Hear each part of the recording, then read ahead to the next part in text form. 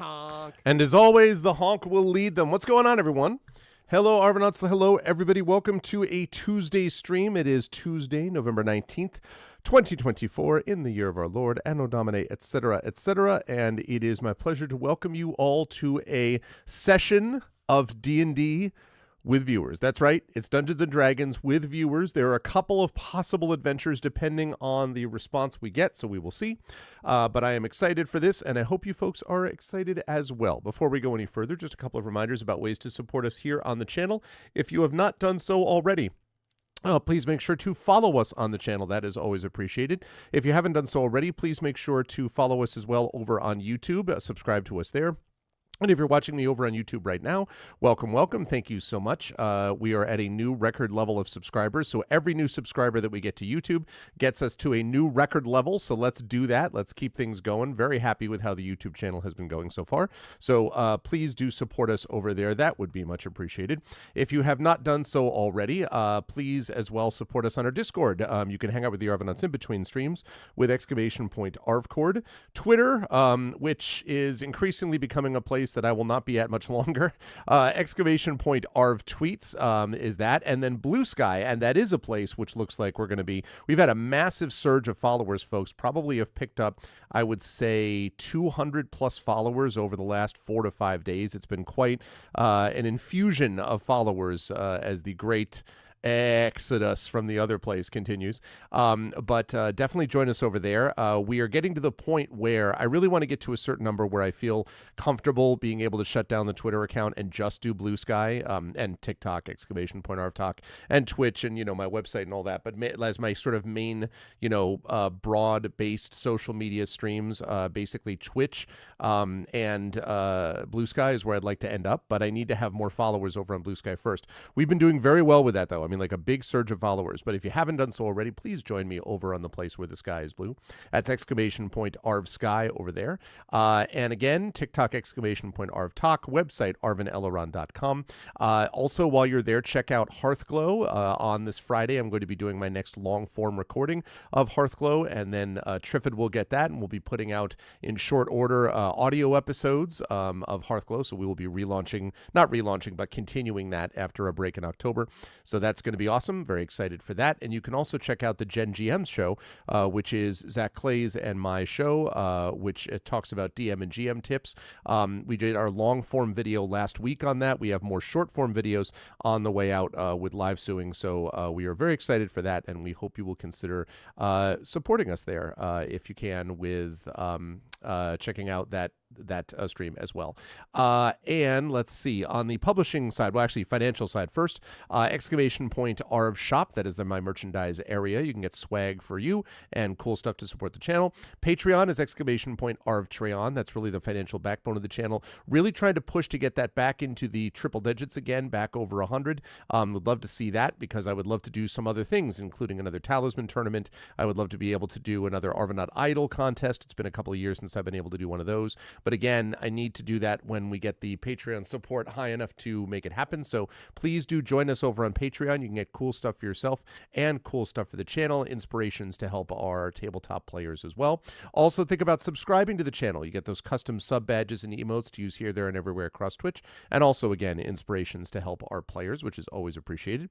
And if you have not already done so, please consider supporting us on the publishing side. !Icarus, that's my graphic novel from Athos Arts. Library is my Tales and Tomes in the Forbidden Library. That's my 5e adventure and sourcebook from Alligator Alley Entertainment. And Greyshade, that is my Greyshade IP.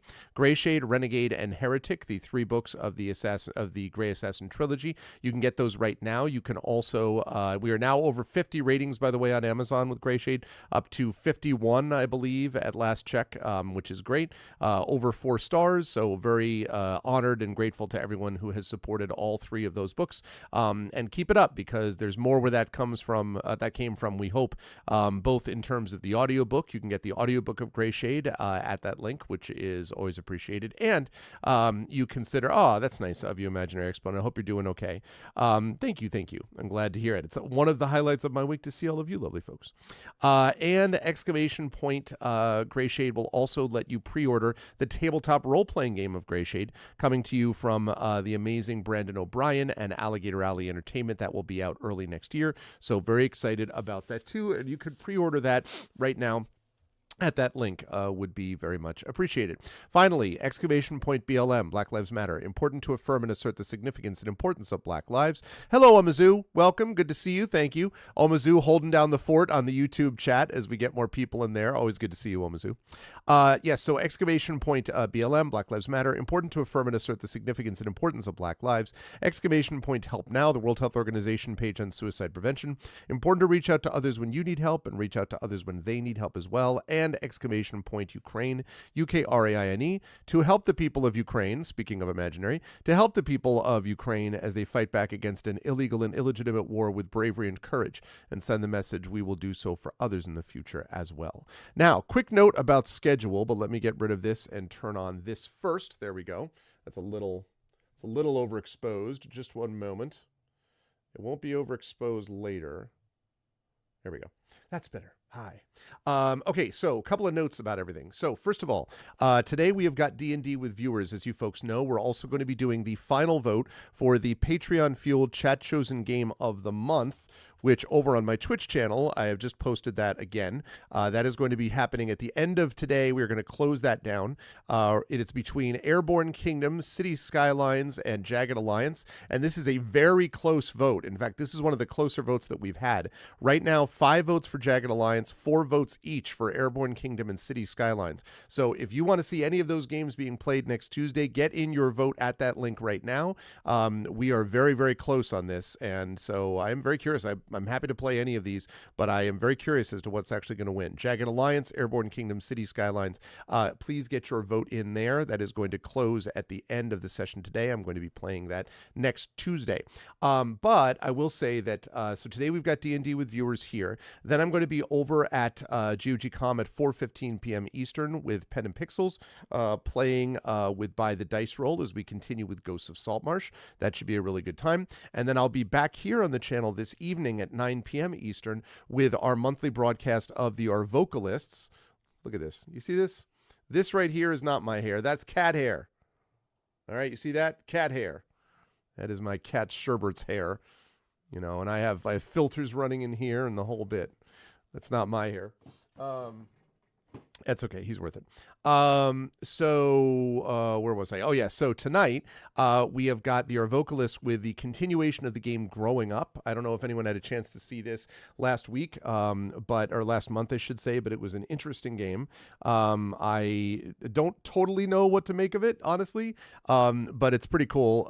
It's pretty interesting, and you get this all the time, too. Yeah, like I was just kind of like,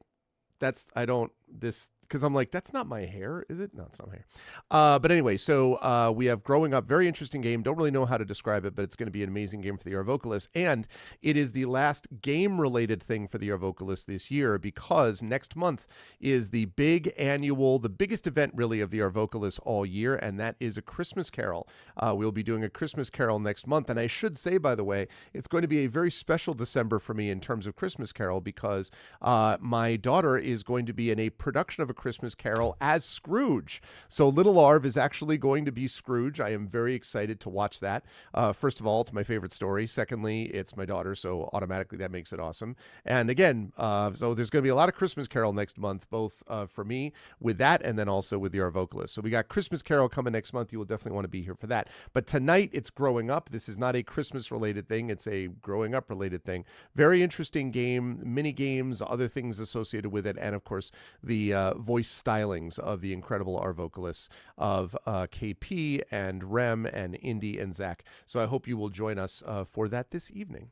And that's what we got going on. Thursday, by the way, Dark Sun. Actually, tomorrow, I believe it's tomorrow, we have a bonus stream coming up of community D&D. So if you like D&D today, you're going to see more community D&D, not D&D with viewers, but community D&D with Waterdeep Dragon Heist and the Shadow Crew. That's happening tomorrow night. Then Thursday, we have more Dark Sun Shattered Lands, as I finally got to a freaking place of civilization and I can sell some stuff, and it's going to be really cool. Then I have the Hearthglow recording on Friday. That will not be live, obviously. And then Saturday, we have the premiere of Season 5 5 of Eberron Oracle of War. We had a memorable Season 4 finale last Saturday. This coming Saturday is going to be Season 5 of premiere, and that is the next to last season of the Eberron Oracle of War campaign. So they are now up to level 14, so we got a lot of stuff going on. I am excited about that. Yeah, it is a proud dad moment, Omizu. Yeah, I mean, she's, as I've talked about many times on my own channel, she's the light of my life. She's amazing. It's an honor to be your dad, and I'm very excited for it. My son is excited to watch her as well. My son is 8 years old, and my son is really pumped up to see her, except he's like, I don't know if my sister can be Scrooge. I don't know. Can she be Scrooge? And I was like, well, why? And he's like, I don't know if she has a deep enough voice, because he has this image of like Scrooge needs this deep voice. So she's been like, bah humbug. If I had my will, every idiot who goes around with Merry Christmas on their tongue. Yeah, she's like trying to like get the voice gruff enough. So we've been looking at clips of like Alistair Sim, the 1951 version, and then obviously Michael Caine, the great Michael Caine, and the Muppet Christmas Carol, which, all that kind of stuff. So anyway, very excited for it. It's going to be a good time. And it's going to be a big month in December on the channel as well. Not only are we going to have our usual range of stuff, we're going to have the Our Vocalist thing I just mentioned. We will have our usual family stream, which happens on Christmas Day with Mrs. Arv and Little Arv and Mini Arv. It's going to be awesome. And then we have our Game of the Year show where I go over the best games that I played in, I list, basically rank all of the games that I played in 2024, new or old, and get ourselves ready for kind of a retrospective of 2024 and get us ready for 2025. So I'm super pumped about that. It's going to be good times. So, that is the deal with me for today. So today, chat, we've got Dungeons & Dragons with viewers. Now, I have a couple of possible ways to handle this, and it's going to sort of depend on the response. So I have, as we said, at 4:15 p.m. Eastern, I have my next D&D session, and I really need to wrap up here at 3:30 at the absolute latest. And I mean a hard stop. Okay, we're done 3:30. So that means we have 3 hours. So what that means is that I would like to play D&D with viewers with all of you. You should, Mizru. It's all on my channel under on that YouTube channel there on my Eberron playlist. You'll find an Eberron playlist that's called Eberron Oracle of War, and we have run through the first 14. We've been running over a year and a half now, almost 2 years, I think. I think it's been actually maybe just 2 years, and 14 levels in 2 years is not bad, by the way. I should say I feel fairly pleased about that. So I'm ready to play D&D with viewers, but if we don't get a big response, and by that I mean if we don't get at least 3 people that are interested in playing, then I do have an alternative, which is a D&D game called Legacy of the Green Flame. You may remember that we did a whole D&D with viewers section thing using a company called Pacesetter Games, and it was called Into the Unknown, and it was a lot of fun, and we actually played it together as a collective, and that was a good time. And I'm ready to do that, but I am also may start that in January, depending on the response we have today. If we get enough players to be able to do 3 or 4 players this evening, then we will do a more traditional D&D with viewers. And I have an adventure prepared that I prepared last night, which is called The Wolves of Welton. So I am prepared for that. So here's the deal with D&D with viewers. Thank you, Echo, for posting that link there. The way it works is pretty simple. Basically, we have a couple of things that we ask for. Number one, if you're going to play D&D with viewers, you have to have a microphone. Must have a functional microphone. If you don't have one, I'm sorry, but I need to be able to hear you. We can't just be doing it based on text. So you need to have a microphone. Secondly, webcam is strongly preferred. We can't guarantee, it's not an absolute requirement, but I strongly prefer webcam if we can, because people love to see your reactions and so on. Number 3, you need to have a general knowledge of D&D. Now, general is very general. General does not mean I play every day, I play every week. That's not a big deal. We can work through things with you. I have pre-generated characters that I will provide, but we need to have at least the basic sense of what Dungeons & Dragons is all about, so that when I say roll a d20, you're not like, what? Like a D20 means a 20-sided die. So that's what it means. And if you know what that means, great. And if you're like, what? Then may I suggest you watch today. You'll get a chance to see some of these things being brought up, and maybe you can play with us the next time. And then the last 2 things are important. You have to commit to the whole time. So we're basically going to be playing for 2.5 to 2 hours and 45 minutes. If you can't do that, and if you're going to have to leave after 45 minutes, then please do not throw your hat in the ring, because we need people to be here for the whole time.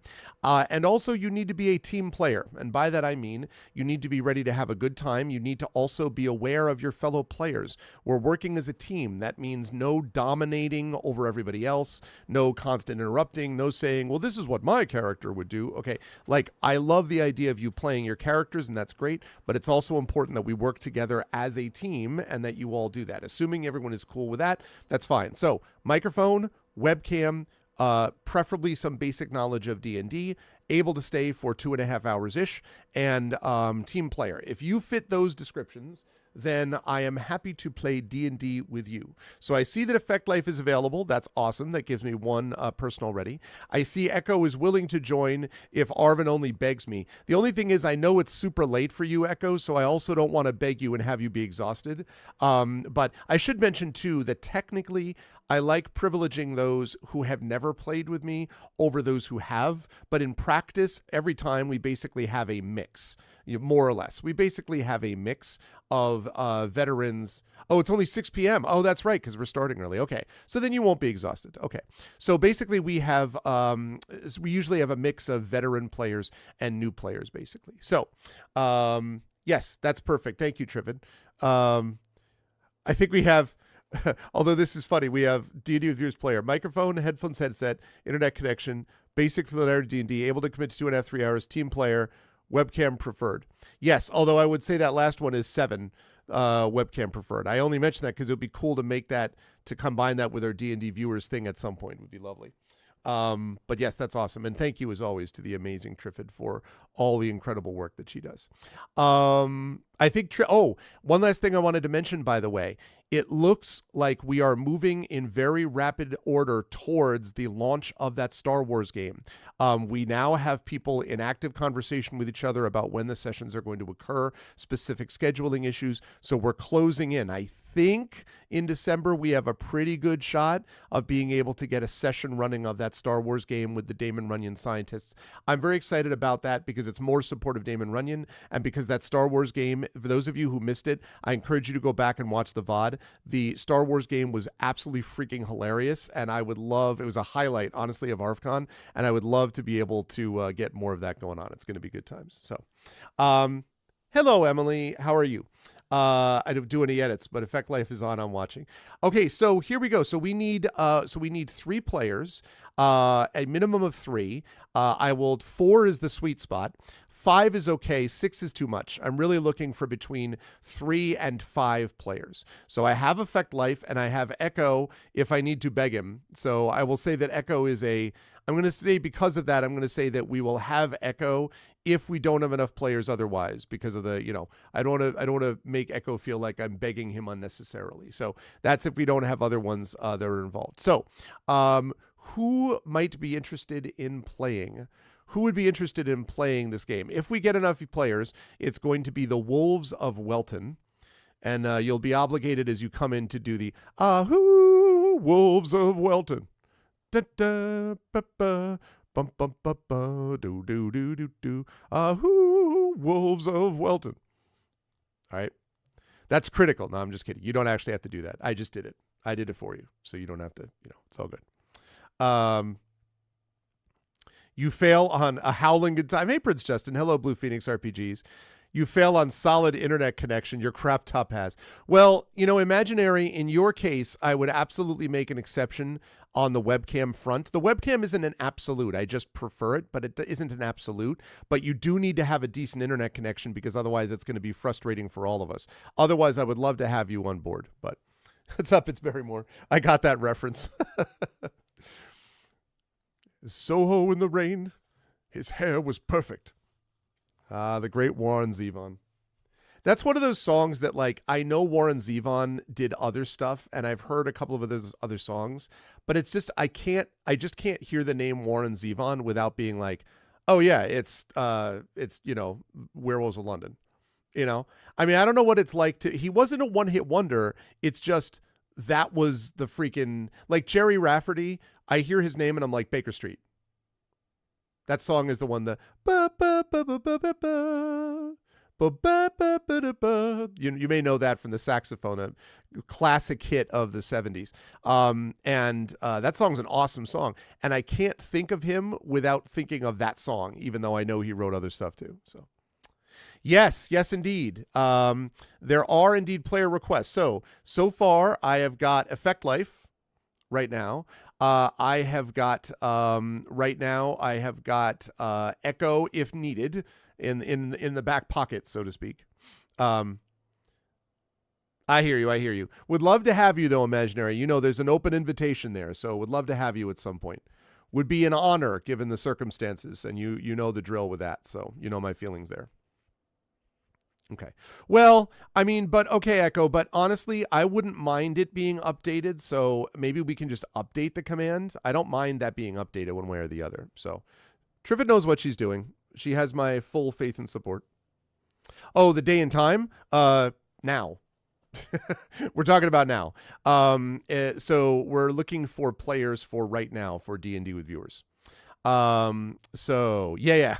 I meant right now, which I know is not possible for everybody. But that's why we do it this way. It's sort of like playing pickup basketball. This is like pickup Dungeons and Dragons, let's say. I've done a number of these over the years. And as I say, if we don't get 3 or 4 viewers for players, then I do have an alternative game that I would play with chat as a whole. I was planning on launching that in January, but I could easily launch it today if I had to. But otherwise, I have something ready with Wolves of Welton. So I have Effect Life for sure, and maybe Echo. Who else would be interested in joining these intrepid adventurers? I need 3 to 5 people. 4 is the sweet spot. Who is interested in playing? And again, you need to make sure that you have to have a microphone. You have webcam is strongly preferred. A basic knowledge of D&D, and by that I mean when I say roll a d20, you're not like, what is a d20? If that's the case, if the latter is the case, then I would encourage you to watch and pick up some more of the details so that we can do that. And then be willing to commit for the next 2.5 hours to play with us. Can't leave a half hour from now. And the last one is being able to be a team player. So that means listening to other players, encouraging others in your party to role play, giving everyone space to be able to role play so that it's not just the you and you alone show. Again, that's just sort of general reading the room stuff. Assuming you fit those criteria, I would love to have any of you there. Hey, what's up, Epic Realms? Oh, very cool. Well, definitely good to see you, Epic Realms. And any friend of Jennifer Brozek is a friend of ours. So welcome in, Epic Realms. And yes, and it's Barrymore. I totally hear you. Definitely, feel free to stop by or to, listen and watch and lurk. I totally get that. These things have often been very successful. We did Peril at Pinebrook a few months ago. Last time we did the Silver Silvyr Tower. We've done a lot of different ones over the years. We've done the one, as Echo remembers, we've done the 1-page dungeon where Echo was eaten by a gelatinous cube. But as you can see, Echo got better. So, there's all that. Hi, Darksteel. So yes, indeed. So who else has any interest in doing this? We have 1, potentially 2. 1, potentially 2. I'm hoping that Genly shows up because Genly was one of the people that wanted this specific date. So I'm hoping that Genly shows up one way or the other. Yeah. No, I know. Ramir got eaten first, and then you got eaten before your drow tumbled off the bridge. That was a brutal. That was definitely a brutal effect. Oh, well, I don't want to speak for Emily, but of course, happy to have Emily play as well. I don't want to speak for Emily, but because I know Emily's doing novel edits as well. But I'm always happy to have Emily play with us too. But again, it would depend. I'm looking to also bring a combination of players in. So I don't want people to feel like they're brand new and they don't want to play. We love having the new folks come in. In fact, a lot of the people that played Triffid, for example, Triffid did D&D with viewers and then became part of the regular community D&D. Drew the Damager, who at the time was Rock God, became part of community D&D. Echo Alpha X5 did D&D with viewers and then became part of community D&D. Triffid and Echo had to step away from community D&D. Drew is still playing. But OMG a Truck, also known as Hoodie, who played with us last time. Hoodie's done this as well. So Oh, you offered before to be a stand-in. Oh, okay. Well, if it's not going to take you away from it, then sure. Then that would be, then we would have Emily, we would have Effect Life, and potentially Echo. Oh, you don't mean, oh, you went, no, no, no. I know you did in the past, but I know you have in the past for sure. But I saw that you said today that you were working on novel edits, and I know that you are. So that's why I did not want to speak for you. In general, what are things people are interested in? And again, if we can't get this, not if Effect Life is playing. Oh, you can play today if needed. Well, maybe we're getting a group of veterans together. Effect Life is greater than edits. You realize that Brandon Crilly is a follower of this channel, and currently is on sabbatical. So he might actually be able to see this. Brandon, so you know, Emily fought like absolute mad not to be included. Like Emily was like, please, I must do these edits. And I'm like, shut up. Brandon's edits don't matter. And Emily was like, no, that's not true. And I was like, whatever. Brandon's edits are nonsense. Okay. Just want to be clear. Who wants dirt? Ooh. Okay, what's the spoiler? Yeah, give me the spoiler. Give me the spoiler. And then I will list off who I think I've got if I'm not misunderstanding this. I think I know who we've got now, but okay, and we are gathering. Hey, what's up, Tim Coolish? Hello, hello. So we are gathering D&D with viewers players. It's absolutely wonderful. The entirety of his writing has grown in so many ways. Oh, awesome. Not surprised. Catalyst is a very it's a very ambitious book. There's a lot going on in that book. That's one of those books that you read and you're like, woo, it's a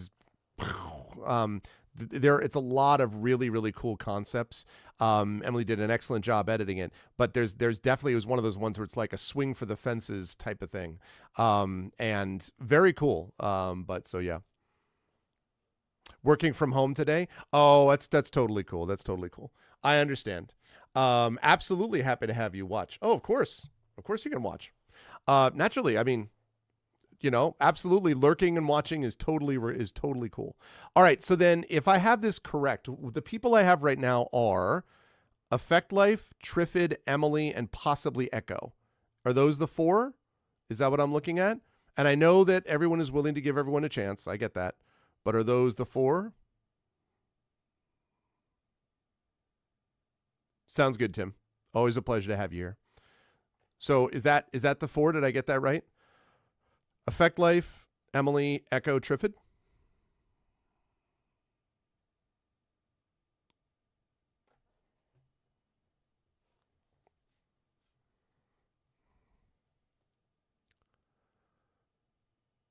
Okay. Well, before you rush off and do that, I'll give it another minute and see if anyone else wants to jump on board.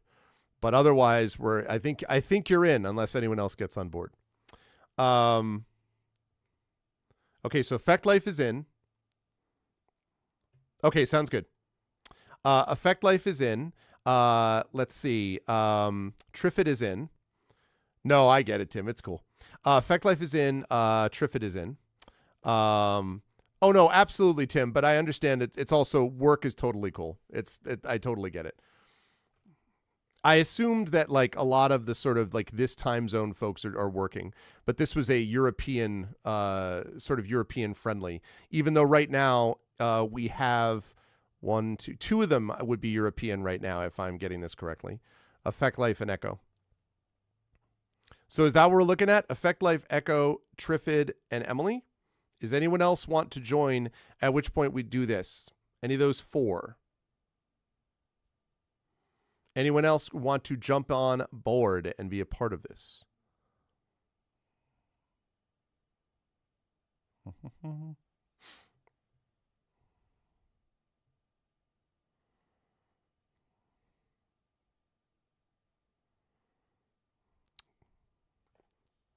Even though she has to do edits. I know.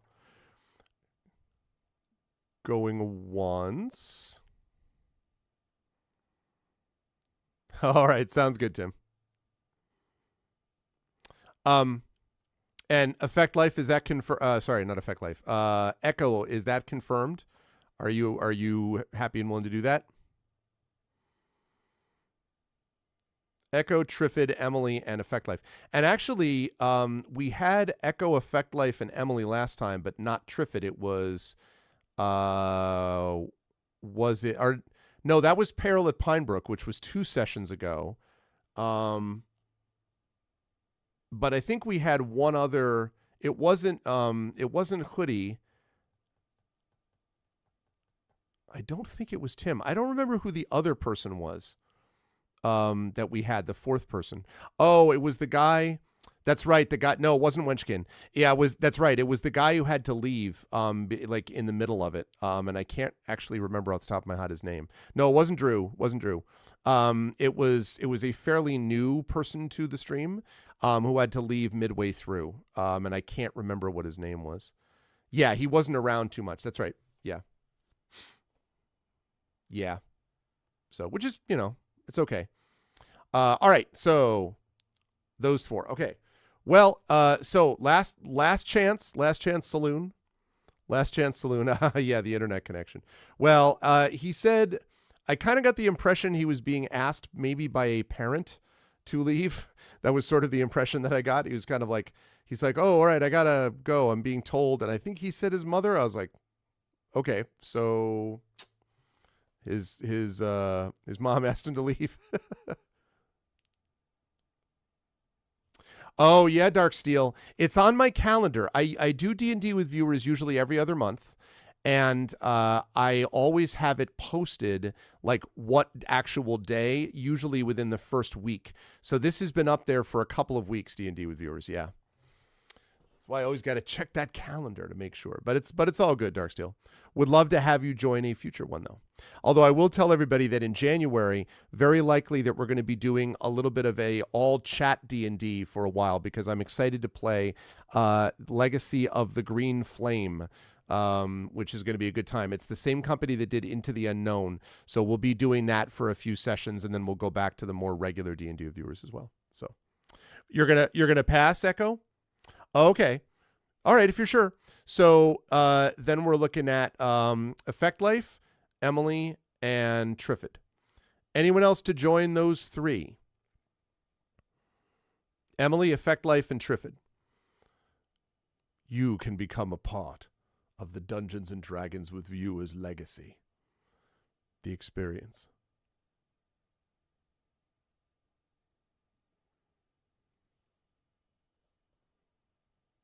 Oh, so you're saying yes, you want to give it a pass, is what you're saying? That's right, Silvera Draconis. That's right, Effect Life. Yeah, thanks. You're saying you want to give it a pass, Echo, right? Okay, gotcha. Got it. Totally get that. Incidentally, Echo Alpha has been sending me awesome pictures on not just from his walks, but also elsewhere of Norway, which is pretty awesome.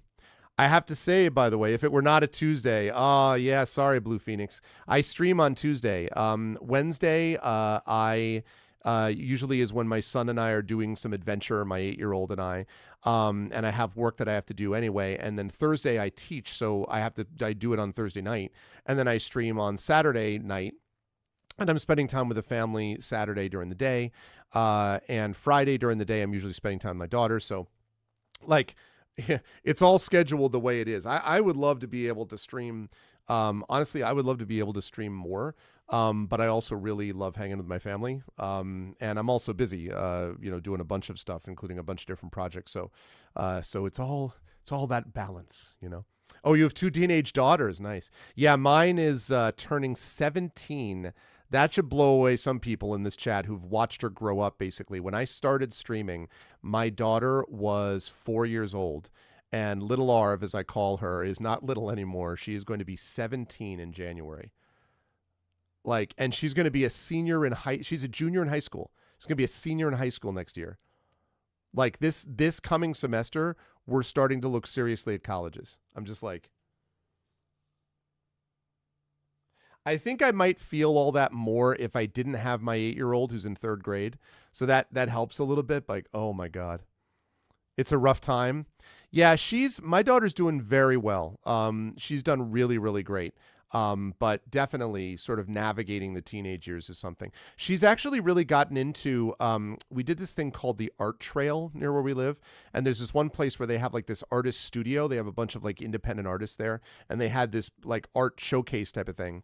And so she talked with someone and she's gotten into recently painting like clothing, like painting jeans. So she's got this very involved project that she was doing when not doing her homework because she's got AP classes and honors classes and all that. But she's been doing that also, and she's very excited about the way that the jeans are coming out. So it looks very cool. So yeah. It was very cool. It was very cool. She definitely has this artistic sensibility. Oh my God. And she did this art project the other day. I think it's downstairs. I don't know if you all know scratch art. So it's like this black sheet and then you scrape on it to create. You basically, as you scrape with just like an edge of something, you could even do it with a coin or with a nail, a line is left, like a silver line, and so it makes this very cool, clean line. She did this thing the other day, like this incredibly complex tree thing that my wife and I were like, what the frick? Like, she's artistically talented, but like, there's a couple of her things that are like next level, and we were like,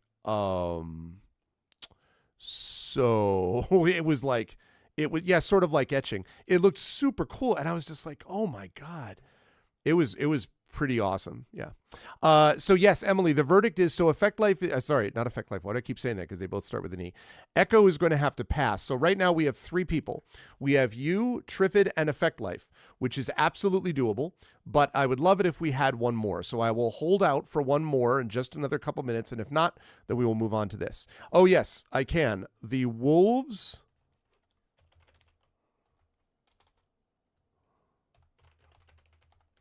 of Welton. Ahoo, Wolves of Welton. Ba ba ba ba ba ba ba ba. Do do do do do. I saw those wolves going around the Welton village. Do do do do. Looking the werewolves of Welton. They looked at each other with their gray fur. Their hair was perfect. Hit.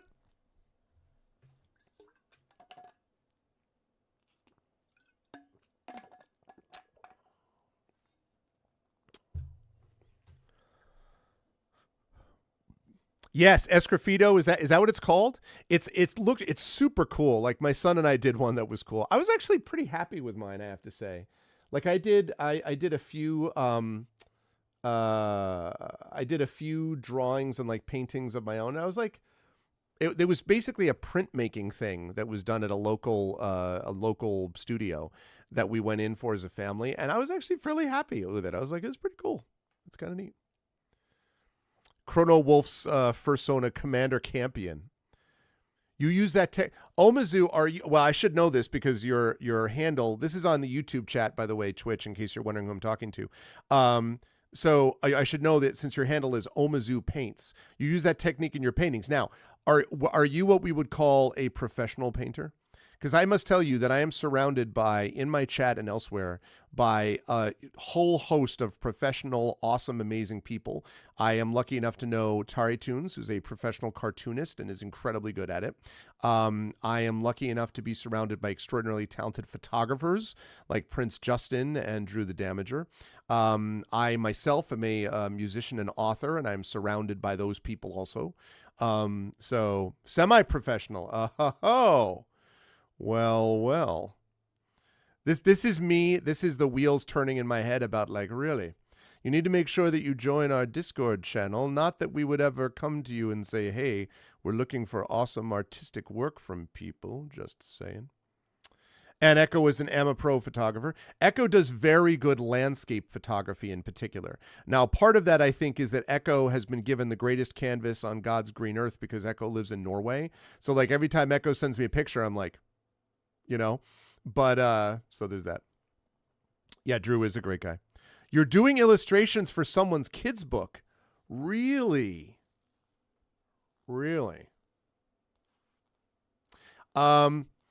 Omizu, I don't know if you're willing to drop me a comment.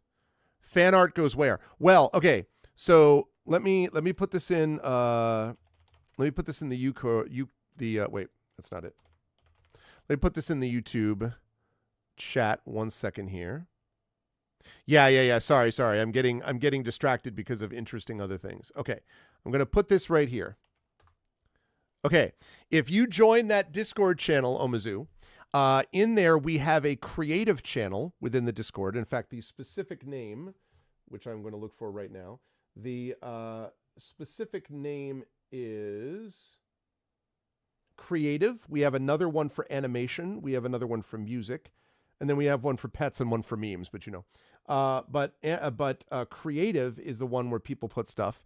And we have everyone put stuff there in terms of music compositions, photography, sometimes a little bit of game design stuff, and then obviously fine arts. So if you join us in the Discord, we'd love to have you, and it's free, obviously. And if you join the channel and post some of your stuff, that would be awesome. I may have just seen you join as we speak.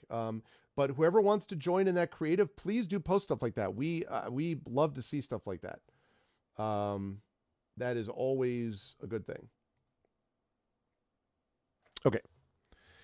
Yes. Okay. So let's finish up figuring out these numbers here because I do want to make sure because we don't have forever to do this. So, okay, we got 3 people. We got Triffid, we got Emily, we got Effect Life. Anyone else joining those 3? Anyone else joining those 3?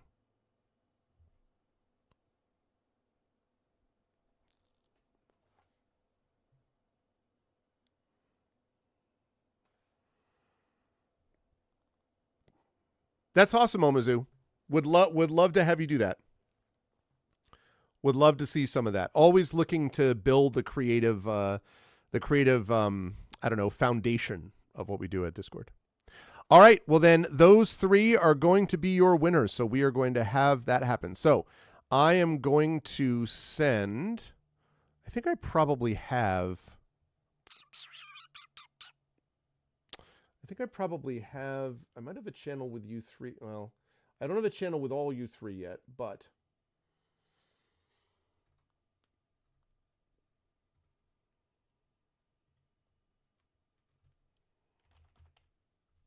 okay, hang on. I happen to have both these people. Okay, I've just added you all in Discord. So I'm going to send you a Zoom link. I literally typed in Zoom link. That's great, Arv. Yeah. I know what you mean, a Zoom link.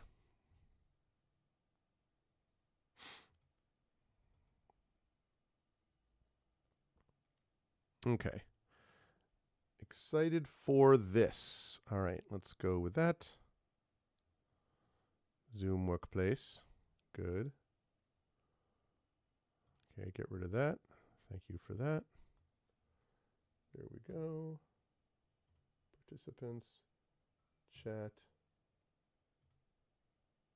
copy link. All right, so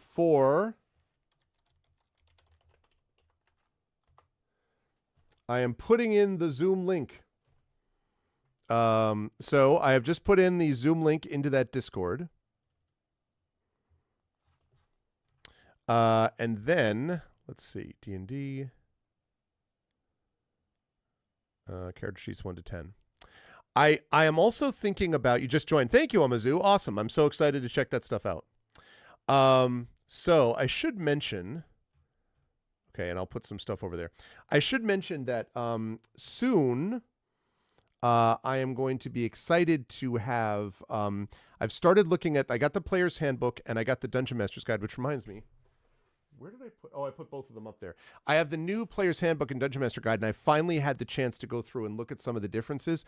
I'm fairly pleased so far, honestly, with how they look. I am fairly pleased with some of the changes that they've made. I've been going through character creation with my family for this little like mini campaign thing. And it's been interesting to see how they change some things around. They definitely have diminished the role of what they used to call race and now call species, and they have upped the level of a background considerably. So your class is still your most important thing, and then kind of your subclass below that. But right afterwards is background above your species, which I think is interesting. I don't really know how I feel about it one way or the other yet. It's just sort of a fact. So, okay, I put that link in Trifid in Discord. So if you join over there, I'm going to let Effect Life in. I see Effect Life. I recognize that person. How you doing, Effect Life?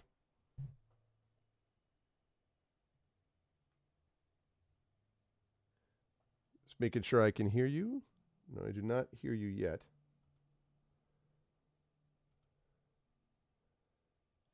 I do not hear you.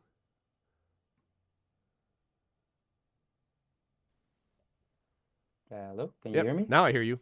Ah, okay. And now I hear you. I had to select join with audio first before it actually took. No problem. I figured. How are you doing, sir? I am doing okay. Good. I'm glad. I'm glad that you're joining us for this. Okay. Trifid, join up with this, please. And then I'm going to link in there the list. Now you'll be happy to know. I hope you're going to be excited about this, Effect Life, because you're picking a level 2 character. That's right, level 2. It's not. We're out of level 1. This is no more training wheels. Okay, this is where it's at. Let me tell you. Ooh, there are a lot of choices.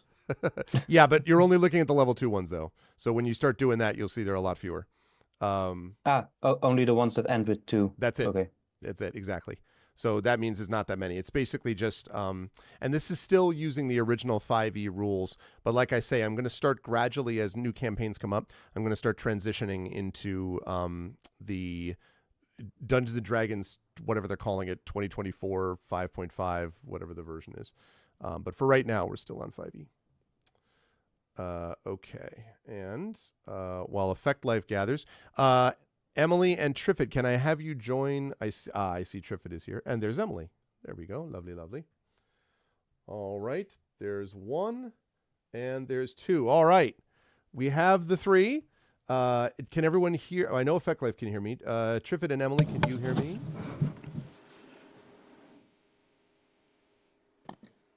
Okay, check. Hello? Okay, can we hear from I can hear. Okay, you can hear. All right. Hello, okay. Trifid and Emily. You just went quiet, Greg. I did. Hello, check. 1, 2. Oh, okay. Yep. And Emily. I can hear Trifid fine. Great. And Emily, can we hear from you? I'm here. Yes, lovely. It all works. It's all right. Outstanding. Big Okay. delay here. Oh, there's a delay. Okay. Hopefully that will be fixed over time. I hope. Okay. I just put a link to the folder. As I was saying to Effect Life, I hope you two are ready for the power. You are choosing level 2 character. That's right. Level 2. The second level of power. We're not. I hope the power is ready for me. Yeah, well, that's a good point. Like, can a level 2 actually even handle what they're about to see? It's a good question. Probably not. Probably not. All right, so feel free to pick one of those as I get us ready. Level 2. And it's also very cool, whatever anyone would like to play from that list, whatever seems interesting to people, feel free to talk amongst yourselves and chat. In just a moment, when all the video is captured and I get the names of everybody, then we'll be getting ready to go with the Wolves of Welton. So, which I'm sure has nothing to do with wolves. I'm sure it's not related to that at all. It's actually a head fake. The whole thing is about werecows, and it's about, what they do with that. Okay. That sounded like my filter, Trifid. I know whenever something is going on down in the kitchen, I know it up in my office when I start hearing the, as my filter starts firing up. That's my extremely noisy dehumidifier. Mm-hmm. Man, we haven't needed, I wish that we had needed a dehumidifier here. We're finally tomorrow and the next day going to be getting some actual rain. This is as dry as the Northeast in this area has been for like 25 years. Very, very dry. It's not great on the whole fire thing. So we need us some rain. Okay. Let's see. Do you want to log out and back in, maybe? Do you want to log out and back in, maybe, Trish, to see how Triffitt, see how that works?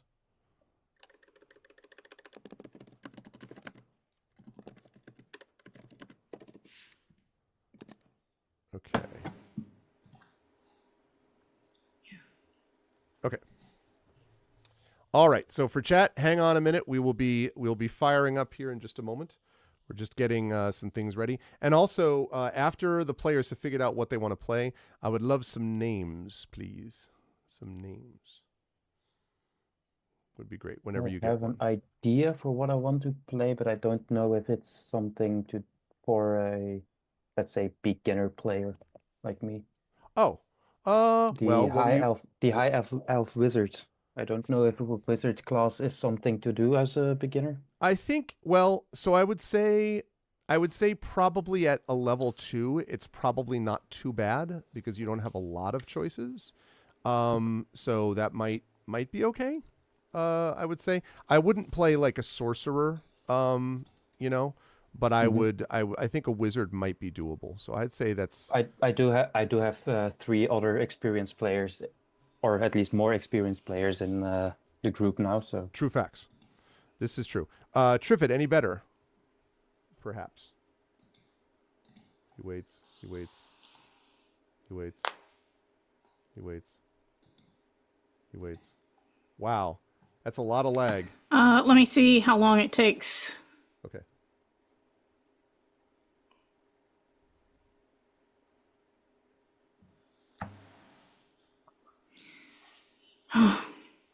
Yeah, still like 10 seconds or Still something. 10 seconds. And you're picking this up, and you're sure you're picking up the Zoom and not the Twitch audio by chance?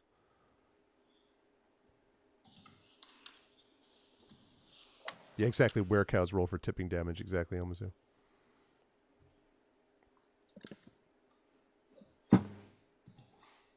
Yeah. All right. Well, we will do the best that we can.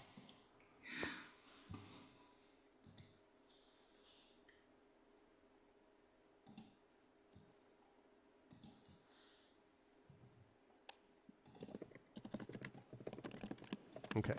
Let me try that now. Okay. Check 1 2. Check 1 2 3. Okay, your mouth and your words are what I'm hearing are pretty much in sync now. Okay. So Okay. I thought it might have been that's that. what. Yep. That. That happens to me more than once. I know that exact feeling. I'm like, what the frick? That's why. Well, I'm glad it was easy to fix anyway. That's good. Okay, so let's see. So what have we got? So we've got. Oh no, you can absolutely be. I should say, by the way, you can absolutely be the sorcerer. Although I would say, if you're going to have a wizard and a sorcerer, then it looks like Triffitt is going to be playing the tankiest of tanks. Just be aware. I don't mind playing a tank once in a while. All right, so Effect Life is going to be the high elf wizard. So if you want to be a sorcerer, you absolutely can be a sorcerer. Emily, happy to have that. As long as Triffitt is able to play either a healer or even more preferably, you know. And listen, maybe you just stay out of fights. Maybe like you run into things and you're like, let's not fight anyone. That's, you know, like that's fine. Maybe you just have to be super convincing. That's quite possible. Chat, in case you're curious what's going on, we will be starting in just a second. We're just getting character choices. As soon as you have a name, Effect Life, give me that name whenever you have it. I've posted it in. Oh, you Zoom just chat. posted it. Great. Cool. All right. Let's see.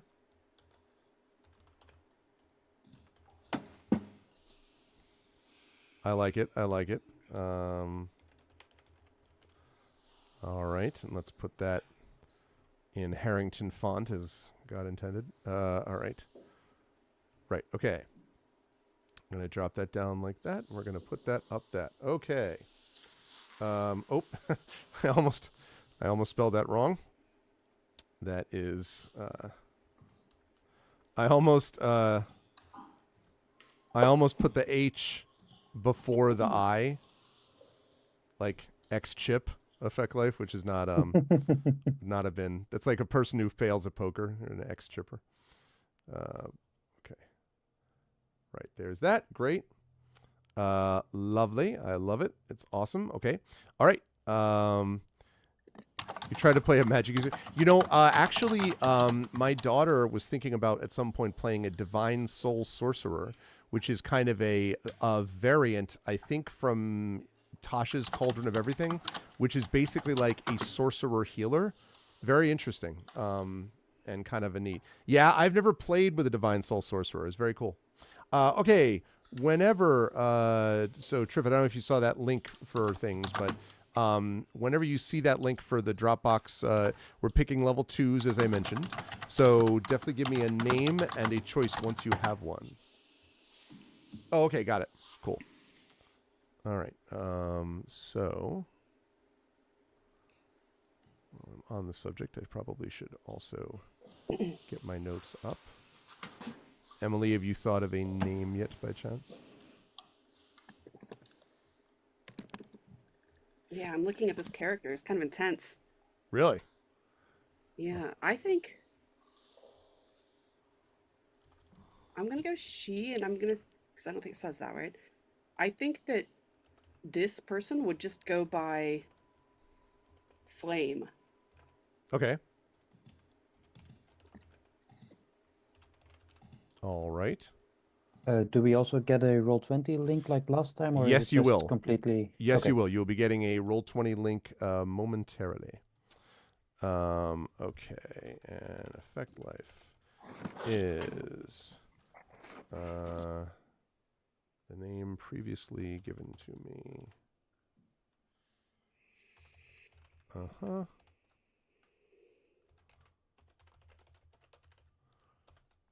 Chat, we have not one, but two high elves in this party. Oh, wait. Yeah, we have two high elves.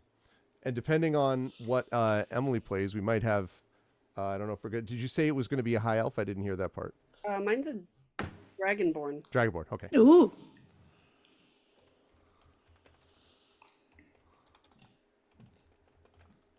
Dragonborn. My quote is, "Do you hear that? It is the roaring in my blood." Ooh. So Oh, nice. that's what we're at today. You hear that? I should probably look at these things before I choose, but it's not that I'm mad about it. No, I was going to say, like, that's pretty badass. Yeah, no, I'm all for it. I'm going to start introducing myself that way to people. It's like, if you hear that, it's the roaring in my blood. hear How that? are It's- you? I'm at home. Yeah, exactly. Sorry, if you heard that, that's just the roaring in my blood. I mean, maybe this is the new thing. That's pretty funny. How are you? It's so dated, really. That's really great. Okay, so and did you have a name yet? I'm sorry. Did you tell me or you're thinking up one? Me or Flame. Oh, Flame. Yeah, You I'm said. I'm Flame. sorry. That's right. Emily said flame. That's right. That's right. Yeah. That's right. Flame. Seemed a little better than like Blood Roar. Roar blood. Yeah. Okay. Dragonborn. And what kind of character? Dragonborn. What? Sorcerer. Sorcerer. That's right. Okay. Sorcerer. All right.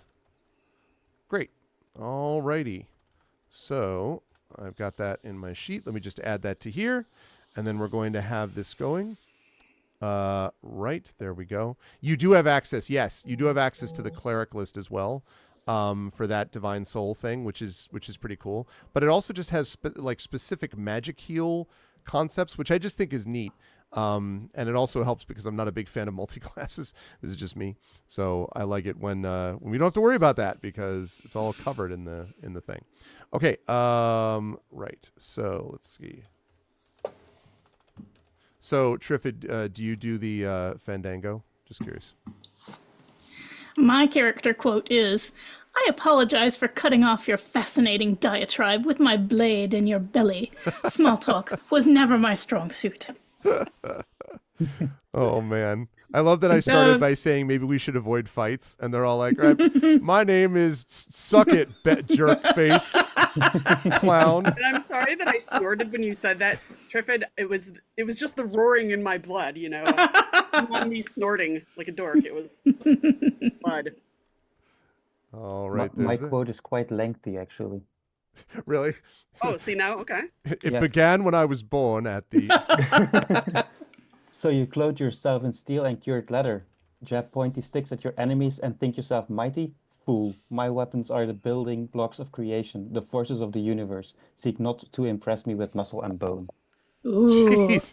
Everybody here is just sort of like, step off, jerkweed.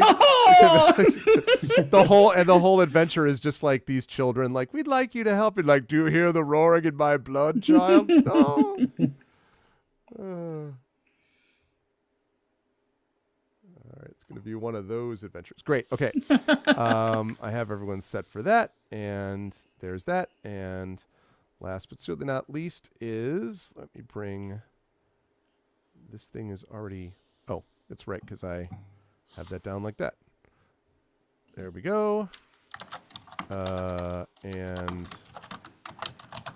that is like that. Great. Cool. All right. Lovely. All right, chat. Then we are ready to go. And I'm going to bring you over. One thing is not quite clear to me. Oh, I have to put the roll 20 in. Yes.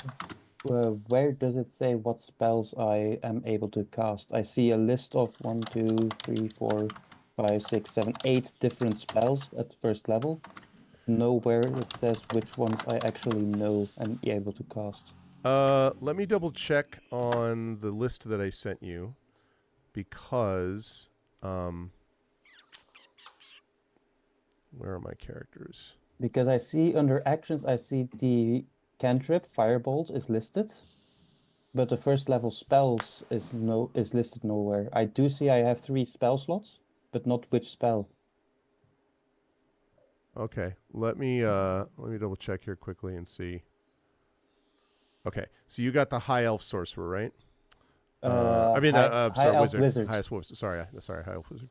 Okay, let me just double check here. There's the High Elf Wizard. You're a wizard, Harry. Okay. Okay.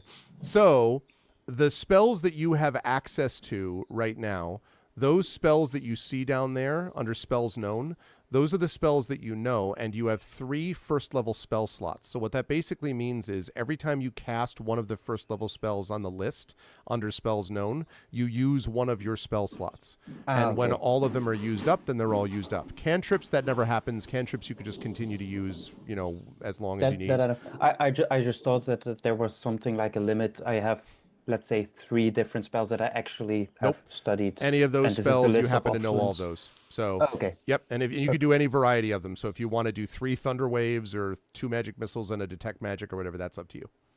Mm-hmm. So, Okay. Lovely. Then I think I can figure the rest out myself. All right, and I'm going to send over the Roll20 link now in our Zoom chat. So I've just done that. And chat, we are ready to go just about for the Wolves of Welton. Okay, and I need to actually get a little music up here as well. Let's get some... Let's see, have I got peaceful music? Let's add soundscapes over here. Let's add combat music over here. I don't think we're going to need tavern music, but maybe. Okay, and last but certainly not least, let me bring over, let's see. Oh, remember in your Roll20 to turn off audio and video there, or Yes. or at least audio, because otherwise you'll get echo. That's right, to block your own audio, although you should make sure that you can hear the music Yes, / yes, sound effects sorry. for that. Others can see or hear, so don't say voice. Let's see. I'm just gonna say none. Yeah, I just disallow access to my microphone and camera. Okay, that works. Mm-hmm. Sorry, Shadow's just Where do getting I do that, Triffid? Under the gear on the top right, scroll down to audio and video. And below master music volume level, which I would suggest setting at half rather than 100%, you'll see others can see or hear voice and video, and I can see or hear voice and video, and at least make sure that voice is cut off. Video is fine, but you'll save bandwidth if you just say none, none, because we have the Zoom chat for seeing each other and hearing each other.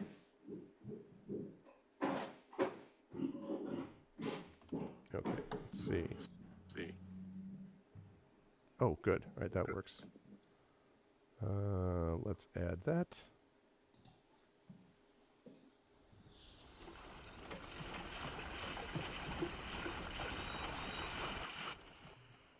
I hear the music. Lovely. Okay, and I'll do one more just in case. Great. Okay, cool. All set to go. All right. So, just a quick check from everybody. Whoops, that's not what I meant to do. I did not mean to do that. Quick check from everybody. Let's start with, as we go through here, first of all, right underneath the column, your first awesomeness of players, and that, of course, is Fecklife, also known as the creator of ArvBot, who is has done incredible work with ArvBot, without which so many things would not be possible in what we do. And I have met Fecklife in person earlier this year, actually. So welcome, Fecklife, and thank you for joining us. And anything you want to say about yourself, and then can you tell us who you are playing this evening, and also give me a hit point total as well.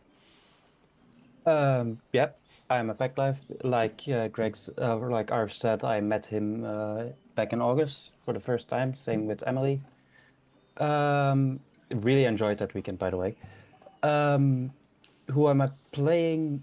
I am playing a half-elf wizard named Orion Exifer, who is, at least intended to be, more of a spell crafter, someone who is a bit of an experimenting with how spells work and creating their own style of magic a bit. Nice. What could go wrong? The experimental wizard is the best type. Hit points are currently listed as 12. 12 out of 12. Lovely. All right. Thank you very much. Excited to see what... and is it Orion or Arian? I prefer Orion. Orion. Okay. Orion Exifer. Okay. Not, as I originally called him, X-Chipper, which is not the same thing at all. Okay. Orion Exifer. Very excited. The name is also a little bit of a play on the spellcrafting thing with the cipher part of it. Yes, with numbers. I noticed that. Although I didn't know if that was that you were formerly a cipher and now you're an X cipher. So you started as a cipher. No, I am very excited to see what Orion gets up to. Thank you, Fecklife. Moving right down the line. Next up, we have the inimitable and immortal Triffid with us. And it's good to see you, Triffid. I hope all's well. Do you want to... I'm sure people in chat already know you, but for those who don't, maybe talk briefly about who you are and then who you're playing, and if I could get a hit point total from you as well. Hey, I am a longtime journalist, current freelance editor, and I gosh, I have a whole lot of interest. I do science fiction and fantasy podcasting with Skiffy and Fanty. And let's see, I am playing Scaramouche, an elf fighter, a high elf fighter, and I am looking forward to playing with y'all today. Lovely, lovely. How many hit points did you say for 17? Sorry, 18. 18. 18. All right, 18. Okay. Cool. All right. Thank you, Triffid. Very excited to see how this goes.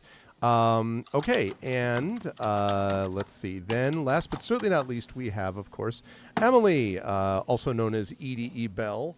the one of the editor, one of the two main people at Athos Arts, and responsible for editing my work wonderfully, and also currently editing the work of one Brandon Crilly as we speak. But it's good to see you, Emily. And yeah, for those same thing. Obviously, many people will already know you, but for those who do not, do you want to explain quickly who you are and who you are playing, and a hit point total would be lovely. I almost couldn't find where I was muted, but I got it. I was like, right at the last minute. Yes, I'm Emily. I'm a writer, I'm an editor, and a human. And I am just excited to play because I like these people, and I did get to meet Effect Life in England, and it was delightful. And I have also met Triffid, and I have never played with Triffid, so this is very exciting. Mm-hmm. What I am playing is a bit intense. Yes, so Flame, who is a Dragonborn sorcerer and is very self-sufficient but lonely, is what I'm reading here. And probably part of the reason for the social interactions might be because she walks up to people and asks, "Did you hear that? It is the roaring in my blood." But, do you have a business card with that? Just like, do you have a business card? Is like, did you hear that? It says here that she's tired of a life alone, but probably going to keep using that line, so we'll see how it goes. And yes, very loyal, very fierce, very self-sufficient, and looking for connections, apparently, from this sheet. Very cool. Do we have? Oh shoot! I have to. My printer is going off, and I have to fill it with paper. Hit point. Just before I go and do that, hit points. Do you have? Oh yeah, sorry, 16. 16 out of 16. All right. Okay. So Effect Life will clearly be Orion will be in the front lines, clearly, of all the fights that we have here. Okay. I'll be back in 2 seconds. Talk amongst yourselves, people.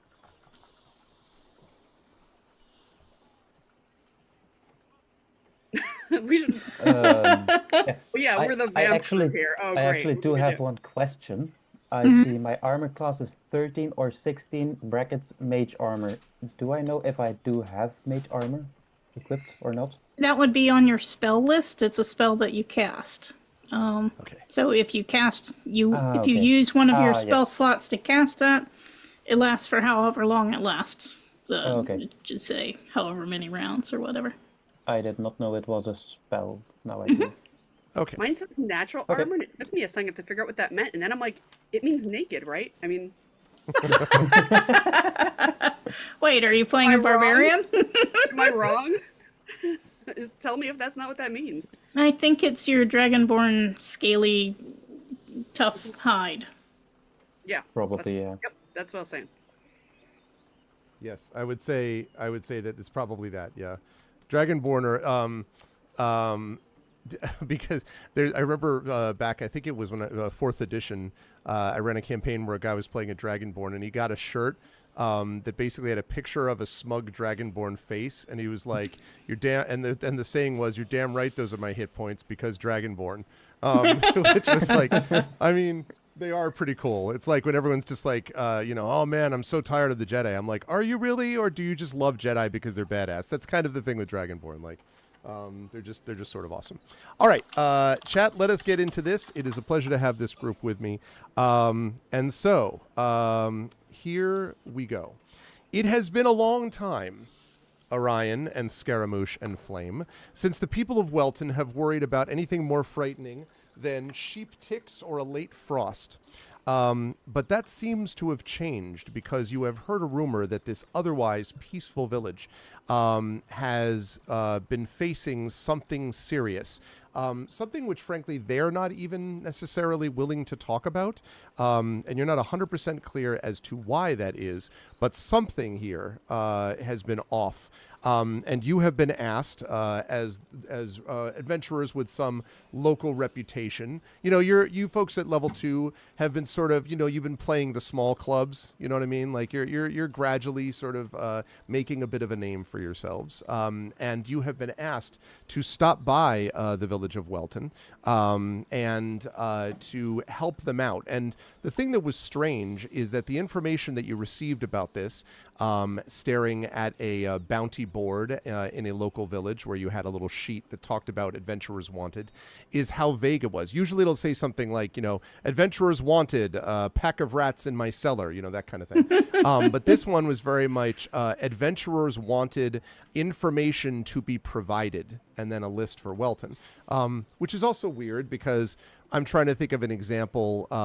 I wouldn't use the example of Ferndale, but maybe, Emily, if you thought of like a neighborhood around you that was like nothing ever happens there and it's like very steady, you know what I mean? Like it would be like that. I don't know what the equivalent would be, but like if there's a neighborhood you can imagine around you where it's like it happened there, like there's a problem there where like nothing ever happens.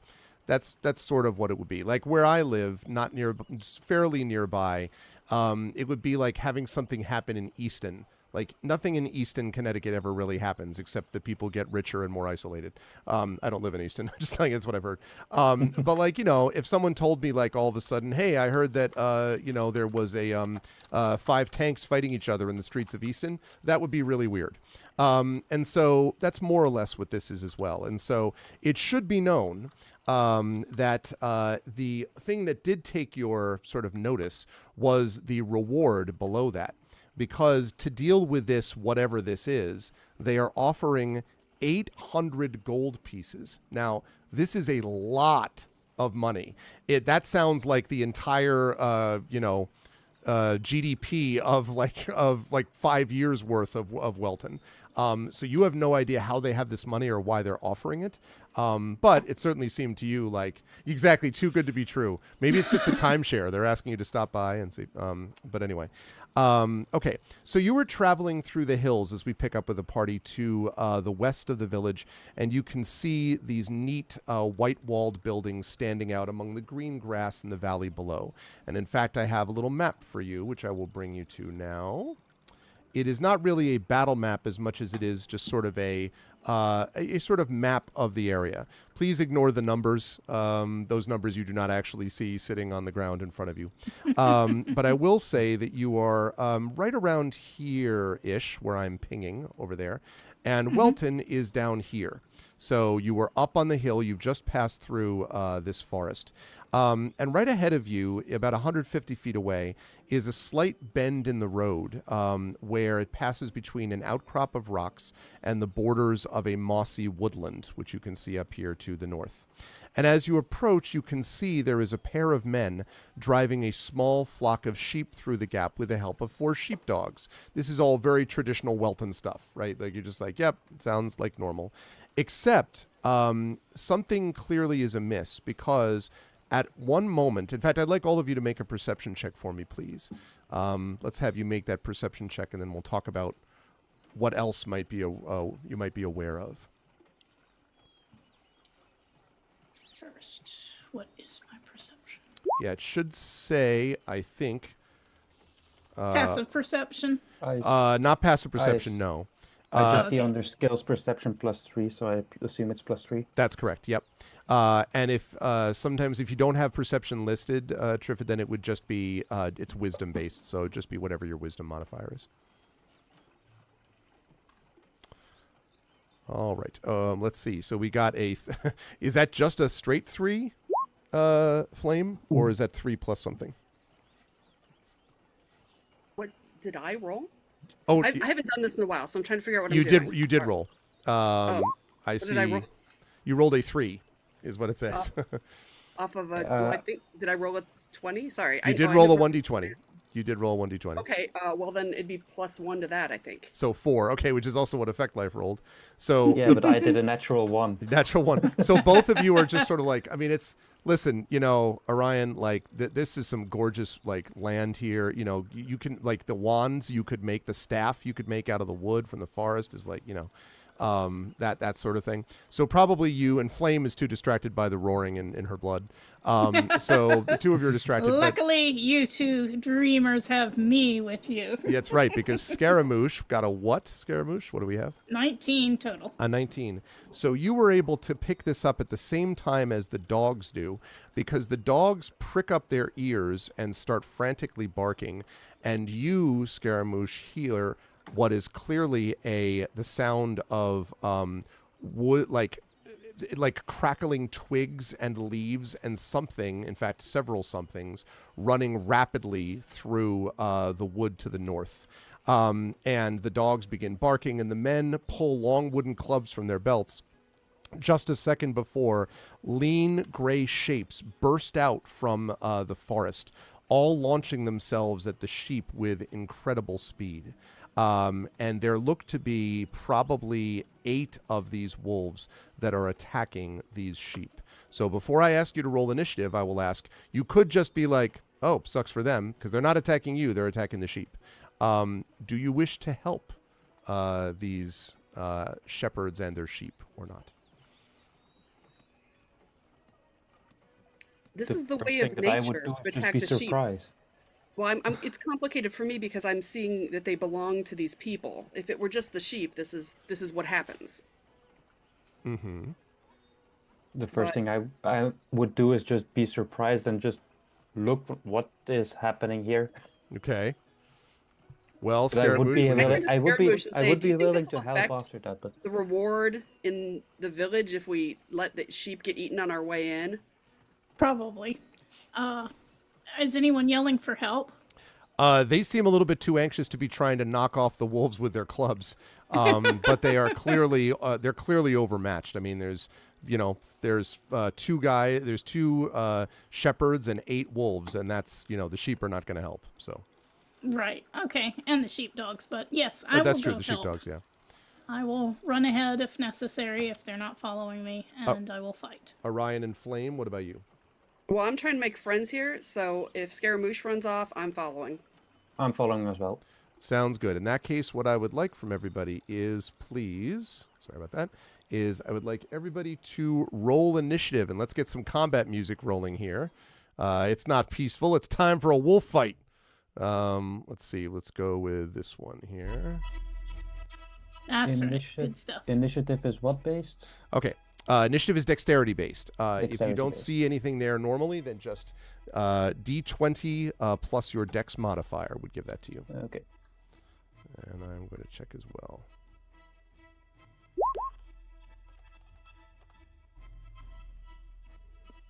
Okay.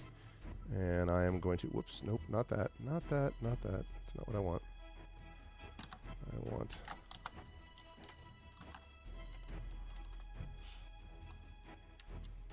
Okay, not that either. Right. Okay.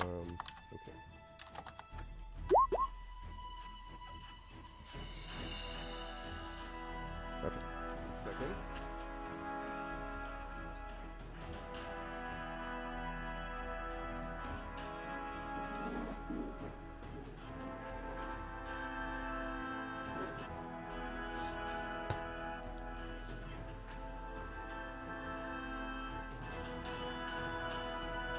All right.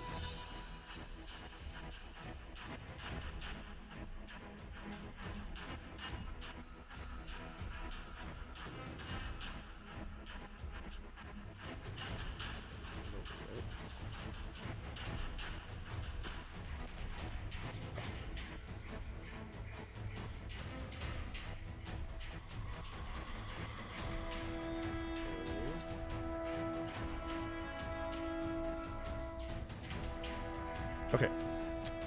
So,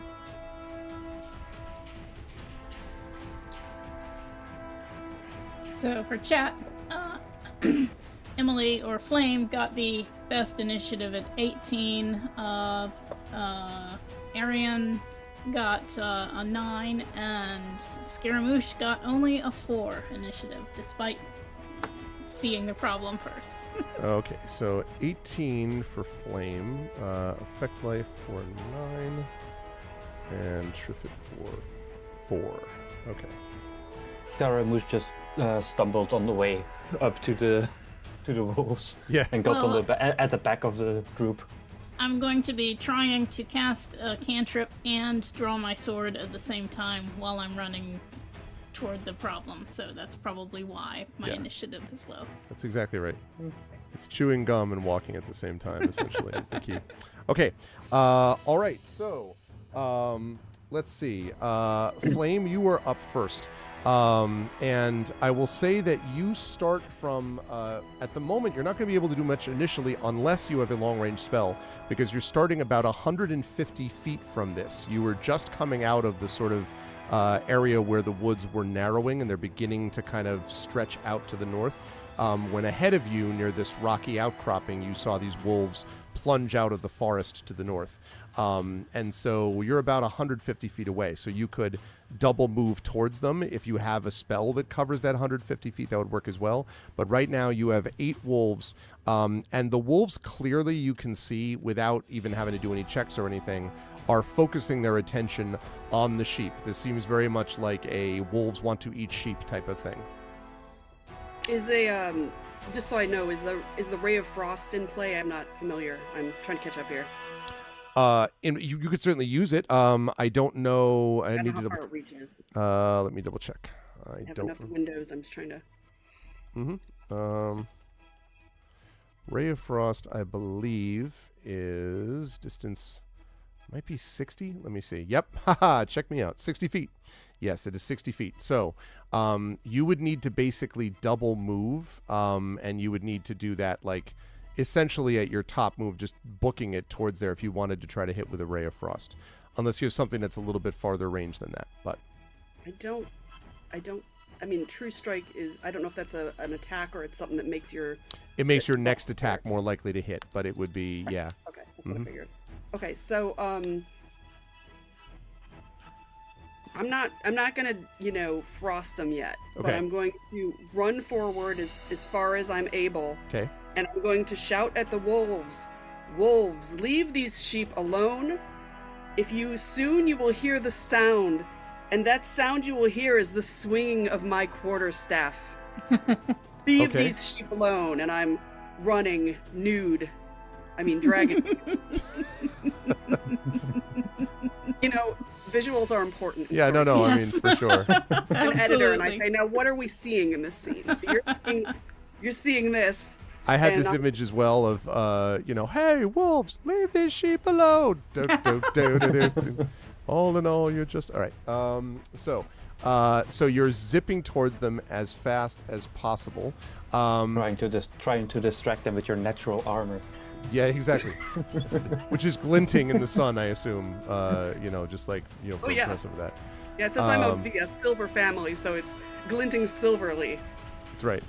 That would make the shepherds notice. Well, the shepherds are a little, they're a little occupied at the moment, in fairness. But yeah, they okay. notice this though. Say again. Yeah, they would notice that. Okay.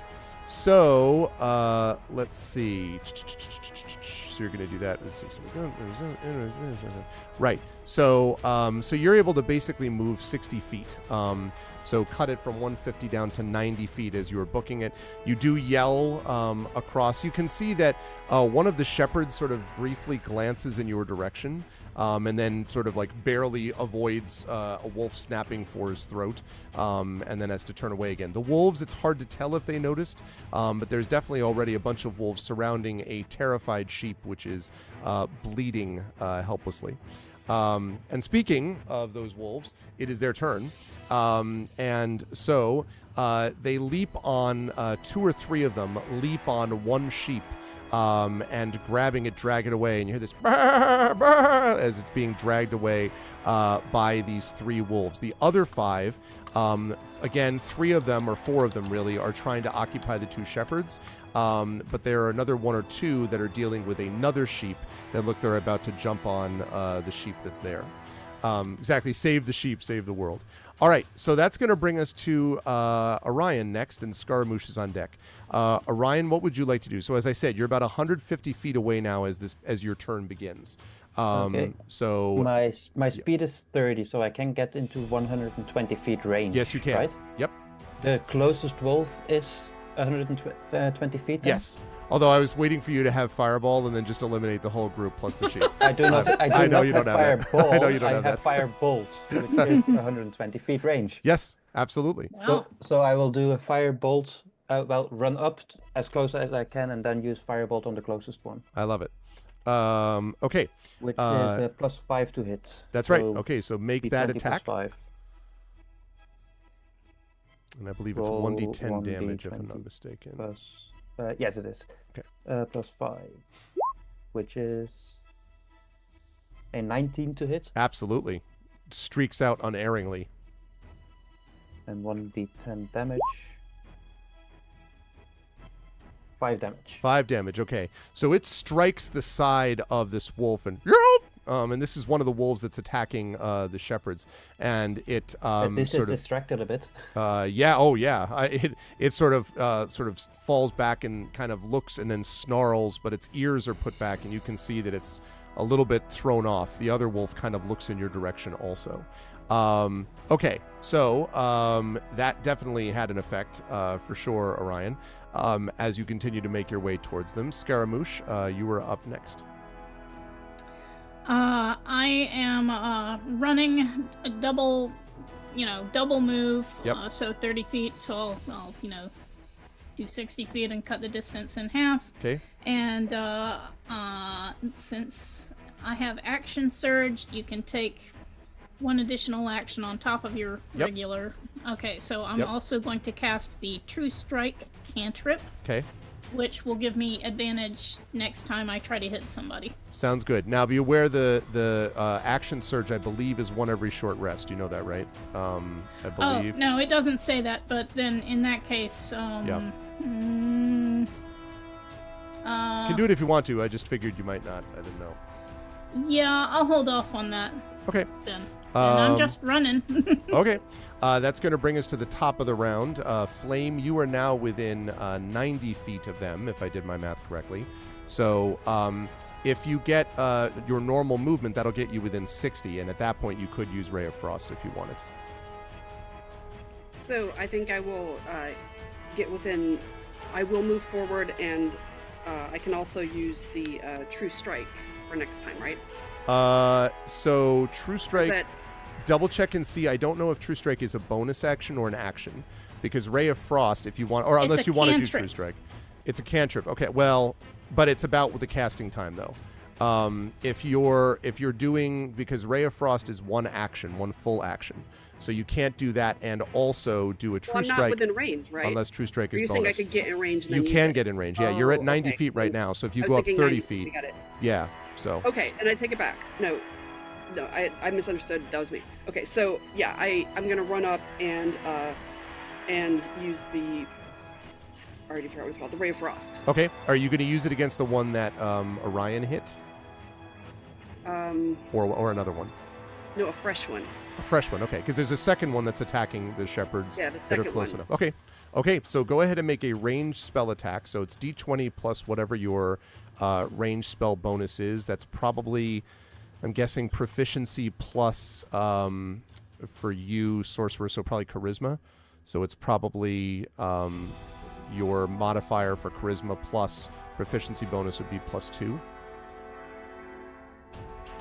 Yes. So a 20 plus 5? That sounds right. Okay. And I say, wolves, do you hear that sound? It is the chill of my Ray of Frost. It is the roaring of my... Oh, look at that. Apparently it worked. A critical hit. Zapow. All right. That is 8 cold damage, because that's how we do things downtown. On a critical hit, max damage for me. So that means that you've hit that one again. This yelp, and you see this blue sort of welt on its side as it sort of staggers to the left. And both wolves now are looking at you. And as they see the sight of Orion sort of gearing up and Flame gearing up, and they see this terrifying figure of Scaramouche bolting towards them, the wolves yelp, and you very clearly hear a like it doesn't sound like a cry of, it sounds targeted, like one of them is like an order or something. Oh. And they then turn, and the entire group of wolves bolt off to the forest and run. That is very unusual wolf behavior. Okay. They zip into the forest. We're going to pull us out of combat here. And I'm going to put on some pleasant music. They zip into the forest, and as they do so, the exhausted shepherds sort of look at you. One of the sheep, the original sheep, was taken by the others, but the rest of the sheep have been saved. And as you come closer, the shepherds sort of nod at you gratefully, and one of them says, thank you. That's at least the third attack in the last week. I don't know how we would have held them off if not for you. Thank you. What are you doing here, though? They're kind of like breathing heavily. The dogs all have their ears. They're still snarling and growling and staring at the forest.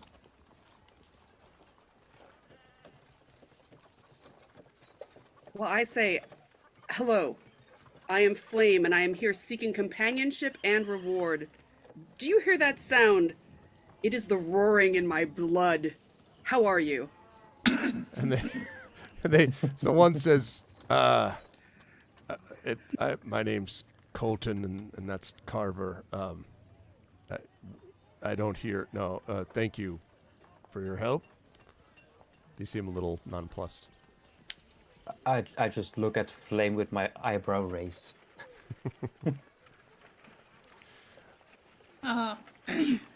Good shepherds, I had heard that there was a reward for some sort of wolf problem, and we certainly see that you have a wolf problem here. Perhaps we should return with you to the village and speak with your leaders? You'll probably want to do that. It's, I'd say that we do indeed have problems, although I don't know what money's forthcoming one way or the other. I mean, the truth is that these wolves, I don't know what to make of them. And Carver, that he pointed at, says, well, this all started when that sorcerer, Father Merrickson's brother there, up and disappeared. It's not that I'd hear a word against him, of course, but it does make you think, don't it? And what did I call him? Carver. What did I say was his first name? Colton. And Colton sort of nods. He says, aye, it's true enough. The first sign something out of the unusual was going on came when the Petersons up on Spurrick's Hill, they had a dozen sheep snatched from inside a barn. I mean, their boy got thrashed something awful for failing to closing it, but a week later, exact same thing happened, even though old Peterson had locked it up himself. Well, I thought that it was just because he's kind of a fool, but, well, the way that they attacked just now, it don't feel like regular wolves to me. Or do it, Carver? Nope, that it don't. Not regular wolves. We ought to take these people into the village. He said, aye, yeah, right. Well, follow us. We have at least a few of our sheep left.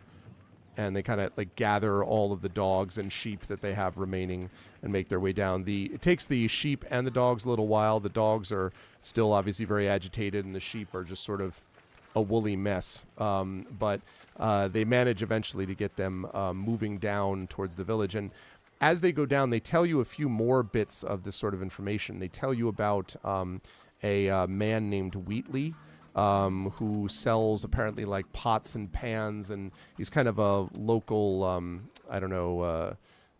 sort of nomadic trader that just sort of wanders around from place to place. And he was chased off his cart by a pack of wolves. And he said that they appeared from the trees by magic. So it seemed. And then when he went back with a few of the village boys, the horses were gone, and also 3 sacks of thick leather that he was planning to trade. They tell you about that. They tell you about an old shepherd calling for help.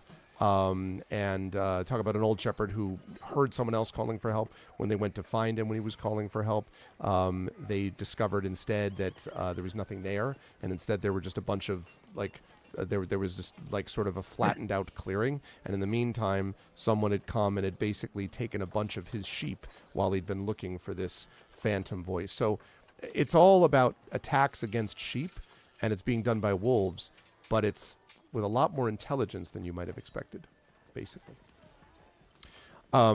And so they make their way into the village. Now, the village of Welton sits on the banks of a slow-moving river, and there are these gentle hills rising up on each side. The houses and shops are painted bright white, and they have many of them elaborate carvings worked into the eaves. And you know that these are, basically good people for the most part, much more interested in like weather and wool prices than distant wars or disasters or things like that. Most of the people in this village are human, although there are a sizable group of halflings and a few dwarves as well. It's not a super rich village, but it's not poverty-stricken either. It's in fairly good condition most of the time. But when you get into Welton, you notice that there are a lot more people idling in the streets as opposed to like busily driving sheep or going to like bring something to a tannery or whatever. You see that a lot of people are sort of idling and talking with each other and muttering. A lot of them seem concerned, and some of them even look a little hungry, like they haven't eaten very well in a while. And you also notice that the dirt streets are very muddy, as if there have been tons and tons of hooves and things like that. And the two shepherds, Colton and Carver, bring you to the Shepherd's Crook. And Colton says, "You'll want to go in here to meet with the leaders you talked about." Well, really, we've got two of them. And there's been a council meeting called. They want to talk about what's happening with these wolves. I don't think it's started yet, though. And they bring you to this inn called the Shepherd's Crook, which easily happens to be the largest building in the village, you would say.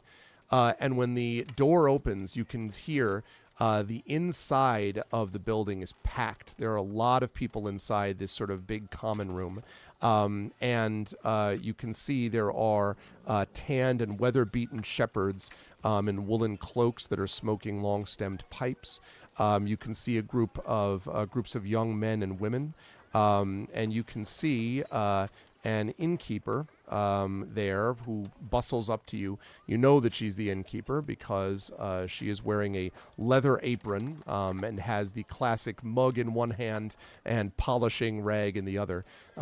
She is a dwarven woman, and as you come in, she says, more customers. Well, you're welcome, of course, but we're a little crowded today. And Colton says, Leonor, these two just helped us outside the village. There was an attack. And she says, are you hurt then? And he says, no, we're fine. We lost one of our sheep, though. But we would have lost more if it weren't for these three. We thought they ought to come here for the meeting. And she says, yes, of course. Listen, I'll once you've talked to the council, I'll give you a free round of drinks and a meal. Anything to help those who can help us with this village with the wolf problem. It's terrible what's happened to us. Absolutely terrible. And you can hear there's a lot of like muttering. Some people look at you sort of like, who are these people? But a lot of them just seem to be very kind of down, and the mood is very dark, you can tell. I look forward and I say, "Hello, I am Flame. I am a forager, a nudist, and a survivor. I am here for your reward and also to work on my social skills. These are my companions who are here because of my social skills. This is the Great Orion and the Great Scaramouche. We are here to inquire about the reward and about these wolves that we have encountered." And she pauses and she nods, with a smile on her face as you say all that, and then she's like, Did you say a nudist? Behold. I just have a tired expression with my head in my hand like this. I say behold and I turn. And she nods. She says, it's very, very, very pretty. Anyway, the council meeting's going to happen here in just a moment. It's a pleasure to meet you. I'm Leonor Slatebeard, and in there you'll find the council. And Colton says, Leonor, is Willen in there? And she says, yes, he's in there. A poor man. You ought to be gentle with him. And Colton says to you, kind of lowers his voice and says, that's Willen Featherock. He's been in the village a long time, a halfling. And he got attacked by those wolves. He ain't been the same since. Happened, a few days ago. And, Well, you'll see for yourself when you get in there. And so you notice that some of the villagers that were in the common room heard as you made your announcement, Flame, and they were like, oh, and some of the young men and women are kind of like nodding, like, oh man, and a couple of the older shepherds are sort of snort, kind of almost below their breath, but not quite. Well, adventurers, and they're all sort of like, I've seen things. They have that 1,000 sheep stare, And I look over them and say, your pipes are of adequate quality. I am not appalled by their scent. Thank you. Part of my social skills is learning to let my companions speak. And so I introduce you to my companions. And I look at both of them like... They nod and look at you. Look at you, Scaramouche and Orion, I should say. Oh. Well, I actually speak to the innkeeper. Good woman, I'll take a mug right now to wash the dust of the trail from my throat without waiting until after this meeting. Oh, aye, for sure. And she pours you a mug and she says, here you are. This is some of the best that we have. It's sheep's milk. It's not actually sheep's milk. We just call the ale sheep's milk. It's kind of a branding thing. And she hands you the mug. Orion will just say, it is a pleasure to meet all of you. And the shepherd sort of nods, and then one says, so you've had a run-in with the wolves, have you? Indeed. Well, you're able to drive them away. And Carver says, I saw it myself. Well, one of them shot flame, and the other one shot ice. And that made them run for it. And the young men in the room and the women are sort of like, oh. And the old shepherds are like, it might just have angered them, one of them says. I hope it don't bring their violence down upon us more. And the other one nods and says, what does it matter? Welton's doomed. And the other one says, you're always predicting that Welton's doomed. And the old man says, and I've always been right. And takes a sip of his mug. I don't see any point in conversing with these peasants. I'm waiting for the council meeting, so I'll just toss down half my ale immediately and nurse the rest. The door in the back of the room opens, and you can hear one person saying, all right, you might want to go in. They've started already. And so if you make your way with Colton and Carver and the rest, they will enter the room behind that large room. It's a decent-sized room, although not as big as the common room. And inside there is a large wooden table, and there are 8 chairs set around it. And 5 of the chairs are filled with human men, 1 chair by a human woman, and 2 by halflings, 1 male and 1 female halfling. And as you approach, you hear raised voices. And when you enter, you can see that the male halfling is arguing, apparently, standing up and practically shouting at a human who is dressed in priestly robes. And the human in robes is saying, listen, Tillis, I don't like it any more than you do, but the truth is we can't be dealing with trade when we have this problem. We need to address the crisis with the wolves. And Tillis says, that's fine for you. You don't have any trade interests. You want Welton to just starve while you're busy dealing with this crisis? The trade has to go on. Without it, these people starve. And the man in robes says, well, that's as may be. But without it, the people will be killed before they can starve. Either way, they are dead. We must pray for guidance in all our efforts and do what we can to stop the attack of the wolves. Pray for guidance! With respect, Father Merrickson, your praying for guidance hasn't brought us anything to this point. And then they both stop as they see that you were all standing at the door. And one of them, Tillis, the halfling, says, yes, what is it? We're rather busy here, you know. And the other one, Father Merrickson, just sort of like looks at you calmly.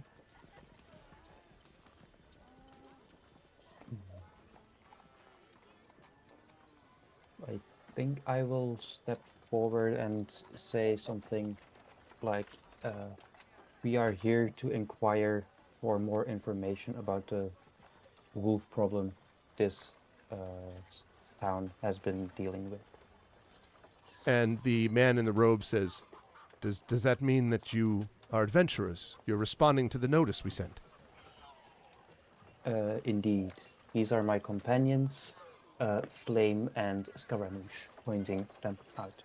And he nods and he says, Oh, My own name, I forgot, is Orion Exefer.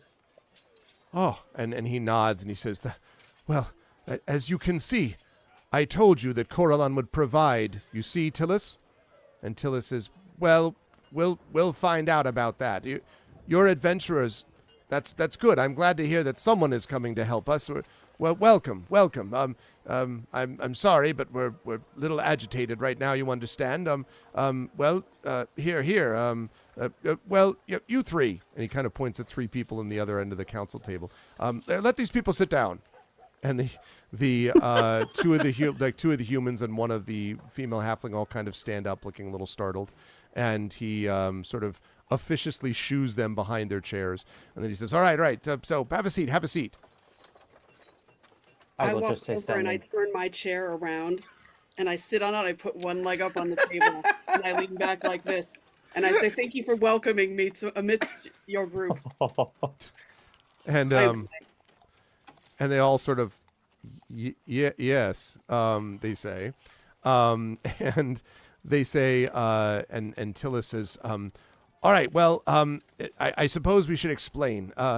So there were the wolf attacks. We've always had wolf attacks here, on and off, once in a while, but not like these ones. The wolves, maybe over the last 3 months or so, they've gone from being a nuisance to being a major threat. They've been driving people out of farms and outlying hamlets. They took entire herds of sheep. They've taken cattle and pigs and chickens. And that's not all. And Father Merrickson, the priest, says, indeed, we've also seen that they've acted, well, in a more organized way. They've used strategy, from what I understand, tactics, distraction, things that should be beyond the ability of most wolves to be able to do. They've opened gates. They've pulled down fences. This is all much beyond what a normal wolf threat would actually be. Well, the truth is that people are abandoning their farms out of fear, that they're going to either cause us to stop exporting the crops that have already been harvested and we risk bankruptcy, or go hungry. And we won't be able to manage that way, as I've been trying to explain. And he kind of glares up at Father Merrickson. And Merrickson says, well, we've tried to do what we can. We organized a posse of men to go and hunt down the wolves, but they were attacked in the woods and driven back. And the usual protector, that's my brother, a sorcerer named Alexei, went missing around the same time the attacks began. Well, we don't have a lot of extras. We don't have backup adventurers. So we eventually decided we need to seek for outside professional help. And so we posted the bounty in several local villages. You're the first group that has come by to answer the bounty.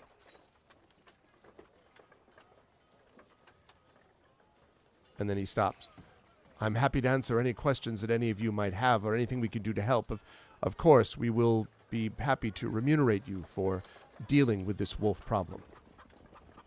Do any of you have an idea on how large the group of wolves is? That's hard to say. I've seen as many as perhaps 15, but no more than that. And there could be different ones at different times. I heard some people said that there were more like 20 or 30. Oh, you remember that back up there, the Grimstone, the one who went wandering into the woods? He said there had to be a dozen sheep of his. It's more than just one per wolf. There had to be a couple of wolves to take all of those out. And how long has this been happening? When did the man disappear, the sorcerer disappear, and when did the attacks start? I would say a few months ago, probably 3 months ago. And it was right at the same time that my brother went missing. I don't really know why there would be a connection, but it is true that without him around, it was a lot easier for the wolves to mount their attack. This disturbs me, I say. As you have asked my perspective, I will offer it. I too am a sorcerer. And normally, if you could not survive in this village, then this village is not for you. If the sheep cannot survive, then the sheep cannot survive. But sorcery is not meant to interfere in the ways of nature in this way. And it concerns me that these wolves are under some sort of influence. So I will, with my companions, if they are willing, would like to help you with this problem. And he nods, and he says, Merrickson says, "We are grateful." And Tillis says, yes, we're very grateful. Anything we can do to make sure that we keep trade moving and keep the people of this village fed will be a good thing. And, well, as soon as you possibly can would be helpful. We don't know exactly where they are. We just know that they're somewhere in the woods to the west of town. And one of the humans stands up, and he has a tuft of wool, you see, tied to his vest. And he introduces himself as Corel, no relation to a particular city, as Corel, C-O-R-E-L. My name's Corel. I'm in the Fleecers Guild.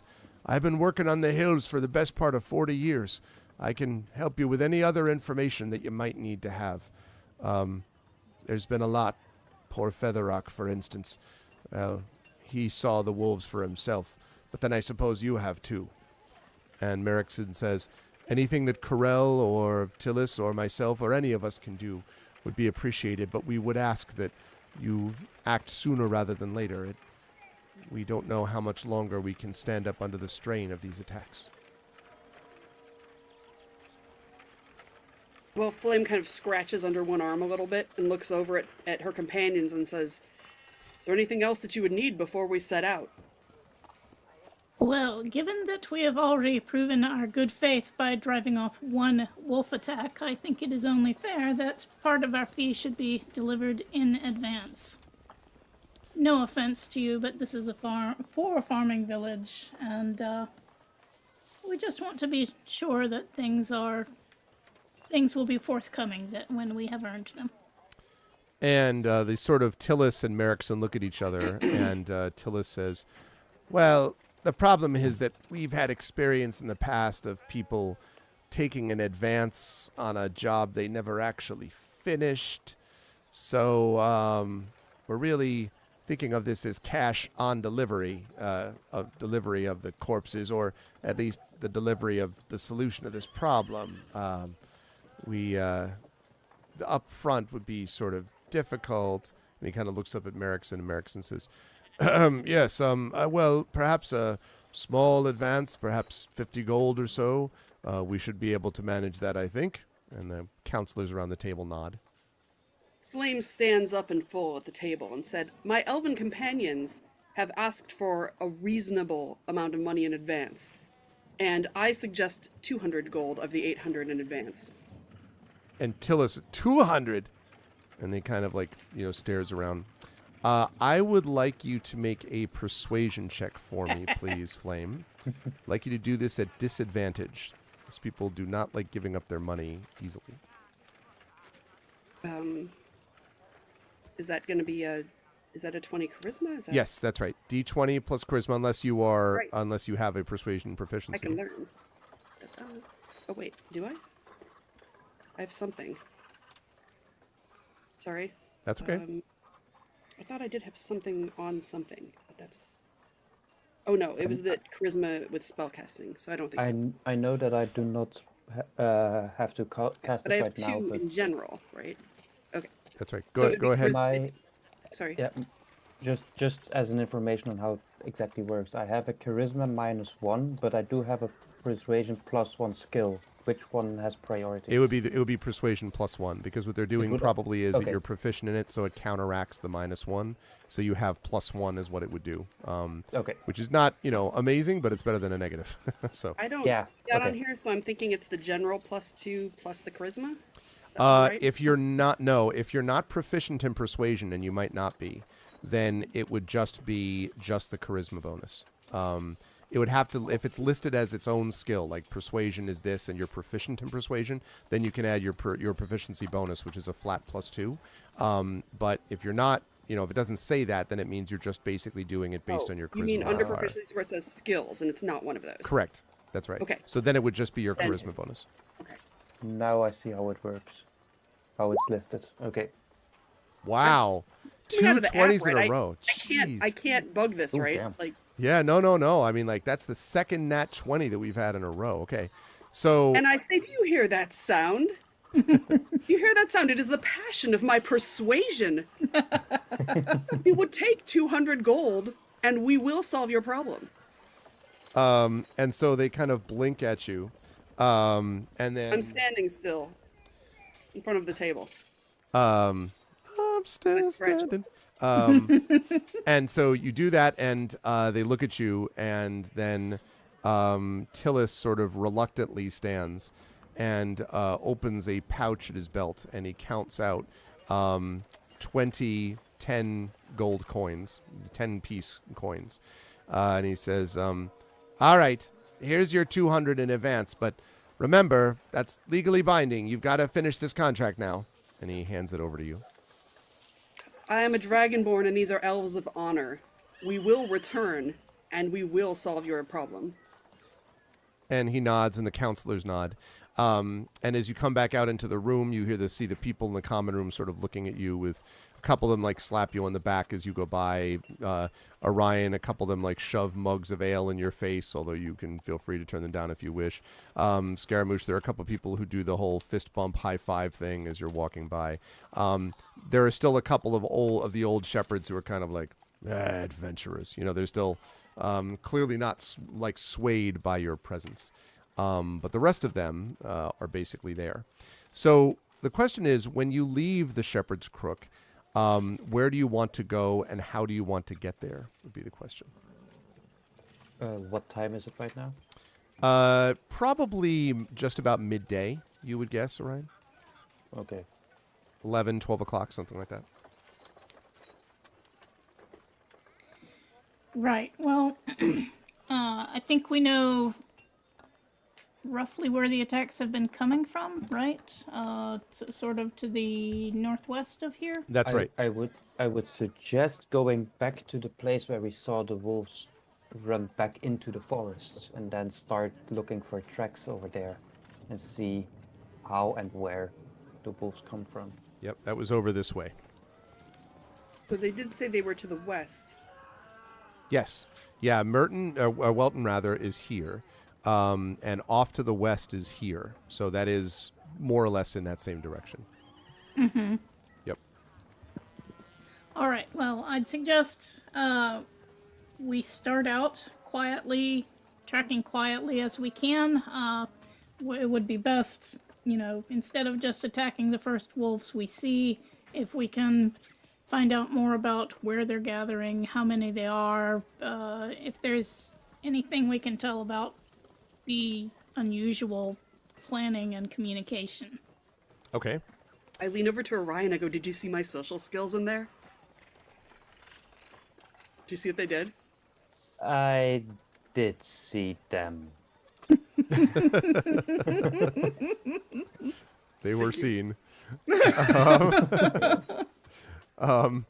Okay, as you make your way to the west, back up to the hill, to more or less the spot where the attack happened, and you can see there's obviously a lot of tracks and wolf tracks around there. I believe you said you wanted to try to track them from here. So, question, do any of you have a proficiency in survival? Do you happen to have that survival? You do, Flame. Okay. Outstanding. I used to survive on my own for many, many, many years. But I have friends now. I have companions with me. Yeah. But I'm very good Yeah. at surviving. I also have Yeah. survival, so we can both try Okay. to do the tracking. Who's got I a do not. bigger bonus? Which one? I have 3. 3. Okay. Well, then either one. Or both, I guess, actually, could try survival treks. And I should say, too, are we looking at, are you trying to track just, like, looking at paw tracks in the dirt? Is there anything else that you're trying to trace out as you're looking for the wolves as they went into the forest? I'm wondering if these might be werewolves or something, or not just normal wolves. Could the sorcerer actually be an evil person behind all this? So what I'm looking for is not just wolf tracks, but indications of non-wolf movements and actions. Okay. Or, traces of, like the leather that got stolen, or, other things besides wolf tracks and, sheep wool. Flame, what about you? Like, are you looking for anything different than those things? I don't know if there's specific signatures of sorcery that I might, as a sorcerer, be more prone to notice. But I'm looking for those things, but especially signs that, because I feel that sorcery is involved in some way, and I'm a bit appalled at that, and also curious and concerned. So I'm trying to figure out if I can detect any use of sorcery in any way. Okay. So then I would like from Scaramouche a survival check, please, and I would like from Flame an Arcana check. Not good. Not good. Survive. So it says proficiencies +2, and then it has an Arcana skill under that. Is it just the Arcana skill or both? Does it give you a number for Arcana? Yeah, like what's the? It's 2. Okay, so that's probably taking that into account. Okay. Because and then your should be intelligence, I think. What's your intelligence bonus? Is that 2? 0. Okay, so the +2 is that you're proficient in Arcana, even though you don't have a bonus in intelligence. Okay, so it's +2. So then D20 +2 is what you'd be rolling for that Arcana check.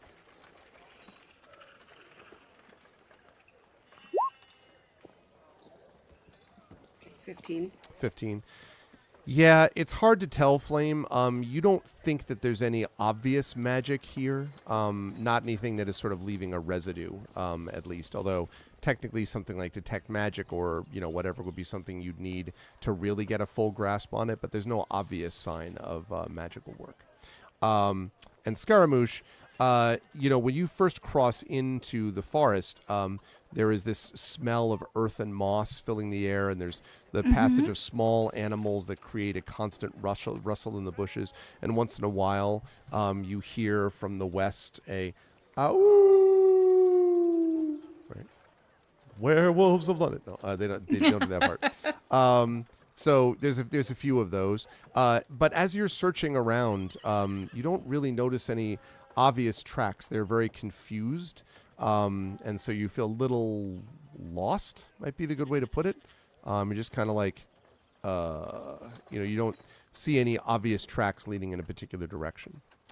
Can yeah. I, even though I do not have anything rolled yet, see if there are any non-wolf tracks mixed in with the wolf tracks? Yes, I will allow you to make, let's see, you don't have survival, I assume. So I do not. I would allow you to make a wisdom check. That's just sort of a straight wisdom check. Straight wisdom. Okay, that's a +1.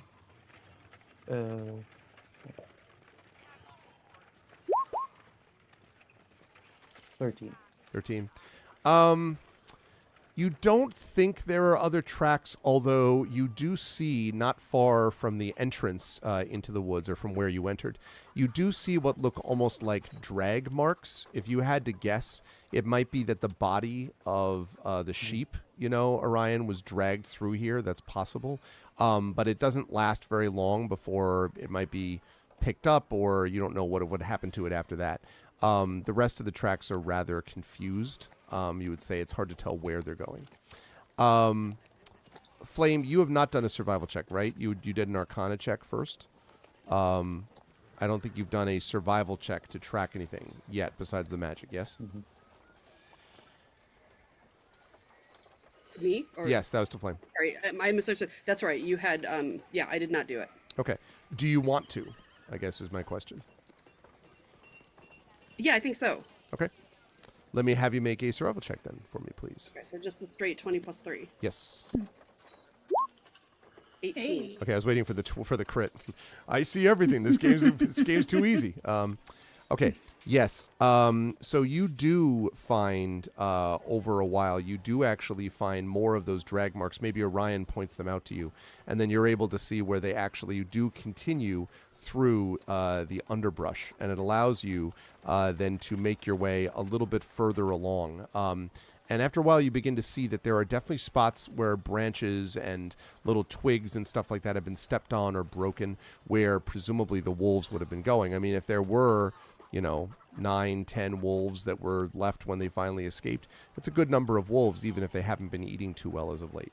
And so you're able to track them down as time goes along, and make your way into, or at least closer to, where you're going. It probably takes, you would say, a couple of hours, probably actually, to make your way all the way into this forest, and then following the tracks and that dragged body, you eventually come out on the other side to see that from the tree line there is a cave entrance not far from where you are. So this is several hours of walking from the border. So that means somewhere over here-ish, probably where I'm pinging, is where you come out. And I have a map. Let me just confirm that. Okay, good. Wanted to make sure. Okay, so the tracks from where you are down here, the tracks extend, and the dragging, track, extends all the way into here. And it looks like basically a cave entrance that is maybe 10 feet wide, 10 feet tall, that's set into a low cliff of gray stone. And you can see that a point on the hill above the cliff shows a thin plume of smoke that appears to be coming from a point on the hill above the cliff. And around the area in front, I should have put this out here to begin with. Is it a campfire or something like that? It looks a little bit like that, yes. And I shall show you first. As soon as it pops up, there we go.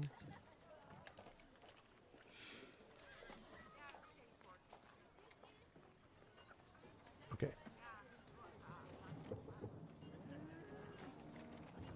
Uh-oh. All right.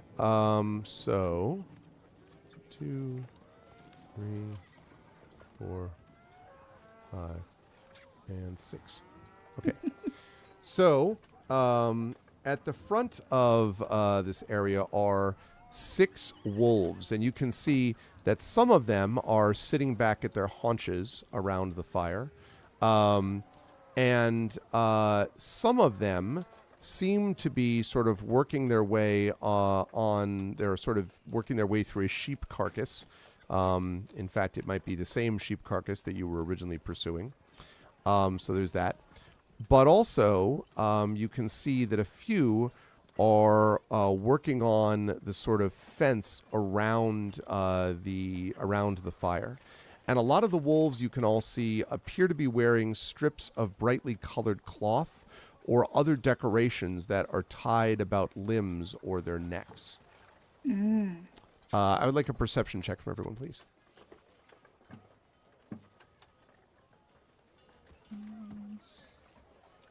The wolves have learned to harness fire. Forgive me, that's the general proficiency. Is that the charisma? That would be, what did I say, perception? No, that's wisdom. Okay. I will remember that. Wisdom based. Not really all that good. Nearly 10. Nearly 10. Okay, Nearly. Yeah. Affect Life and Trifid, Affect Life, that's not who you are. Orion and Scaramouche is what I actually meant to say. Orion and Scaramouche, you are probably a little bit too distracted by the fact that there are these 6 wolves in the cave entrance beyond them. But Flame, you happen to look down, and right at the edge of the tree line, so you're on one side of the tree line, like just inside the tree line, basically. But you see that stretched from trunk to trunk of the tree is a glinting wire. like a wire that is set at ankle level, like a trip wire. And there are several of these that you see stretched from one trunk to the next. Everyone, be careful. There are tripwires here. I just take a careful step back. Okay. I wouldn't do that. There could be one there too. And into the 5 tripwires behind you. God damn it. No, just That's kidding. why I specified careful step Careful back. step. Yeah. You are carefully trapped. No, you don't. So you're able to do that. So yes, I want to note, by the way, you're pretty close to this fire, to the wolves there. So any loud noises or anything, I kind of want to stay hidden behind one of the trees and just peek around, looking at what the wolves are doing. Sounds good. Staying far enough away that I don't accidentally just trigger them, if I can, if you know Alright. what I mean. Right. Would they be able to hear the roaring of my blood, do you think? It's fierce. I mutter, I think we can take 6 wolves, no problem, but there may be more wolves in the cave. Can either of you special people collapse the entrance to the cave with one of your spells? What if we need something in the cave? I don't know exactly what it does, but it sounds awesome. Thunder Wave is one of my spells. Thunderwave that is good locally. You don't know that it would be enough unless there are very loose rocks around the entrance to sort of cause a huge cave-in. But Thunderwave is a good area of effect spell coming from you. Problem is, I think its range on that is 30 feet, so you would need, or maybe even 15. Yeah, it's not listed. So you need to get within 3 of those squares basically that you're looking at of the 10 entrance. feet squares. Okay. Yeah, I think these are 5 feet squares. 5 feet squares. I think they're 5 feet. So 5, 10, 15, 20, 25, 30. Yeah. So I this need is to be like out of the forest already. Yeah. I also have magic missile, but I don't think that is powerful enough to knock down a cave. probably not. Very well. I'm also concerned that the answers that we seek could be in the cave. That's true. Well, question we is, haven't what been asked But to if look this for is the- but if answers. this We've is- asked them to stop the wolves. If this is the only entrance in and out of the cave, if we collapse it, they also can't get out anymore. So we can't get in, but they also can't get out anymore. So But what of the missing sorcerer? We're not being paid to find the missing sorcerer. Remember our priority here. Do you know that once I ran 25 miles to warn my clan of an impending danger? I am concerned. I think of other sorcerers and I wonder of their intent. But I'm here for social skills and I trust your judgment. What do you think happens when the wires are tripped? I fear that others will come out of the cave and be alerted. Or, since there's a sorcerer, there might be some kind of trap that gets tripped. Some kind of attack will happen to us.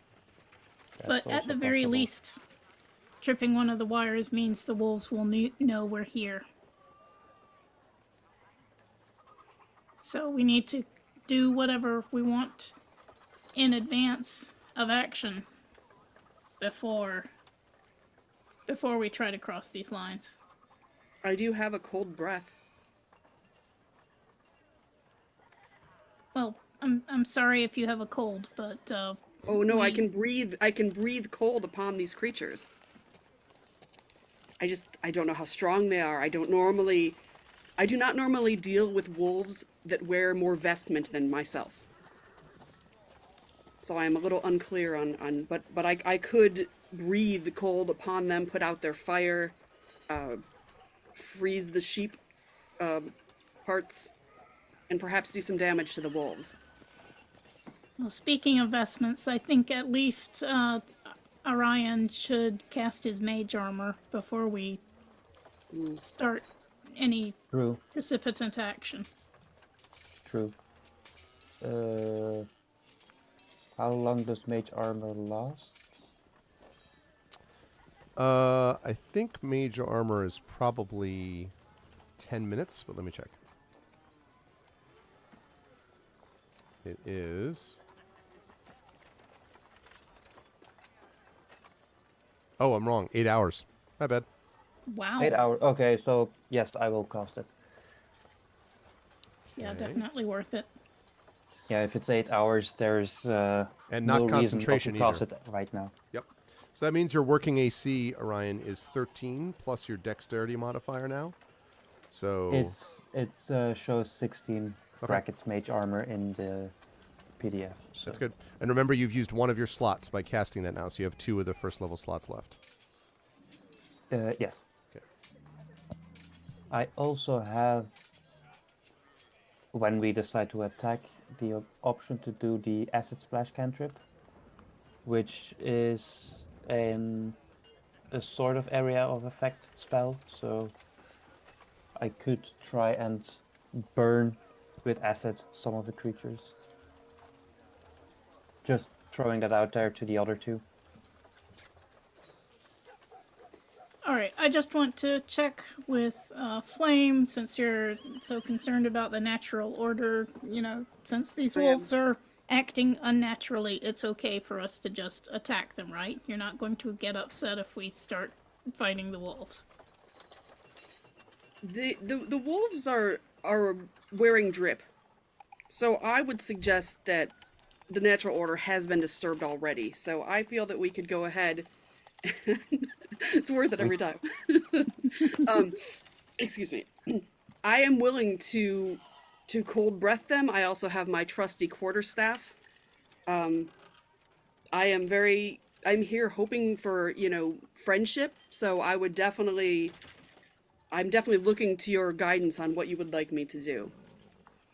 But I would not be disturbed by attacking the wolves. The wolves have already disturbed me by their Aerosmith fashion.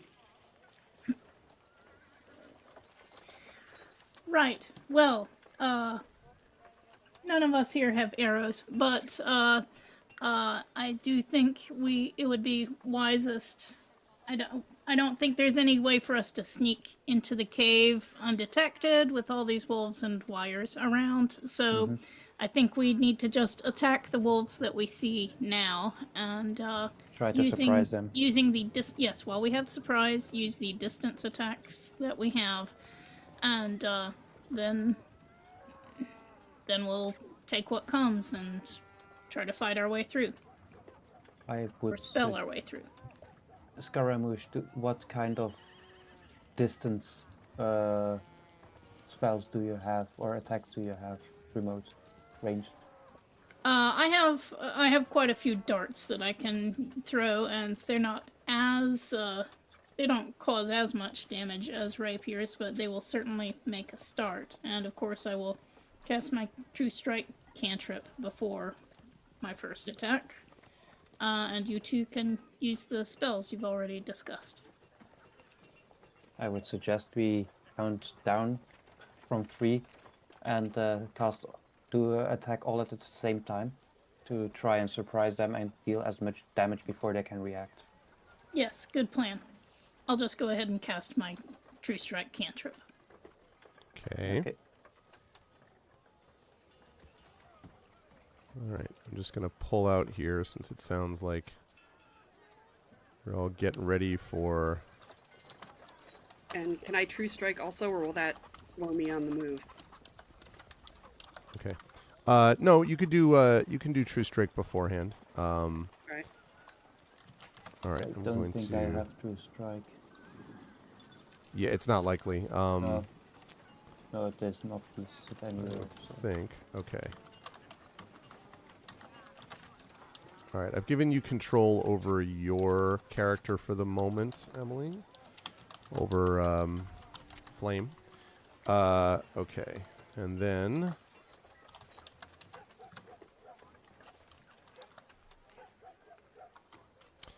it's not a usual time for D&D with viewers. We wanted to do one that was a little more Europe friendly. Let's see. Okay, just a second. No.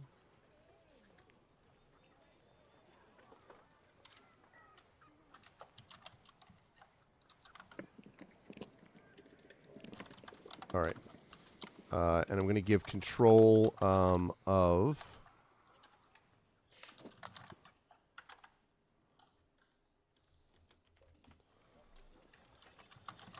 All right. So, Orion, I just gave you yours. And... Yep, I have control. All right. And Emily, now Flame is there too. And last but certainly not least... Get that fighter up here. Okay.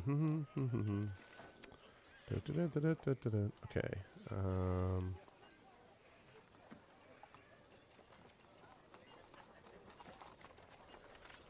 I don't want to... There we go. Nope, not that.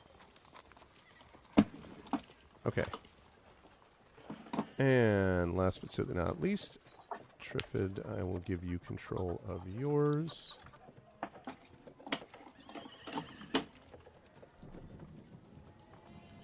Right now.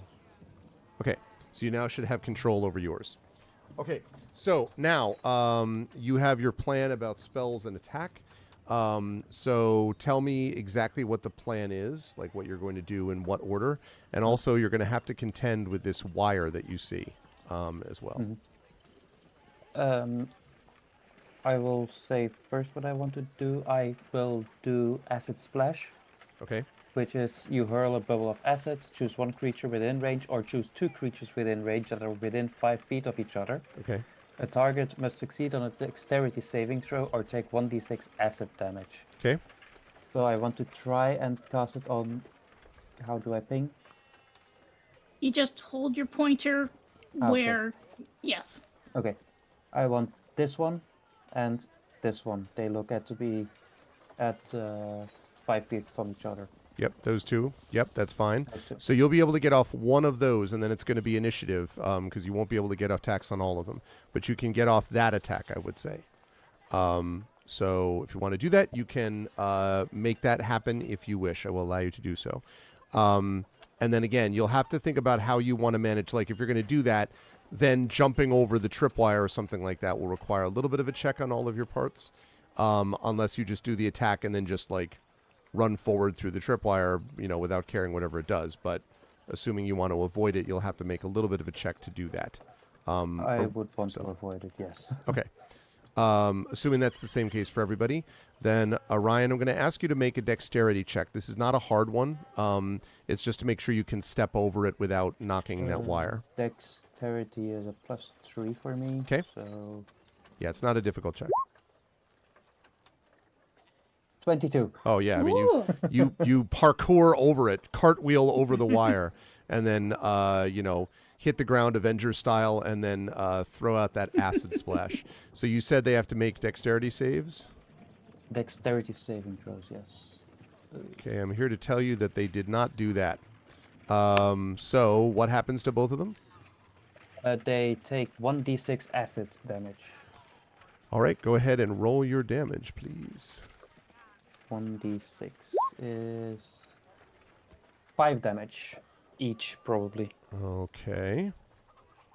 All right. So they take those. There are sort of these yelps, and then they look over in your direction and... All right.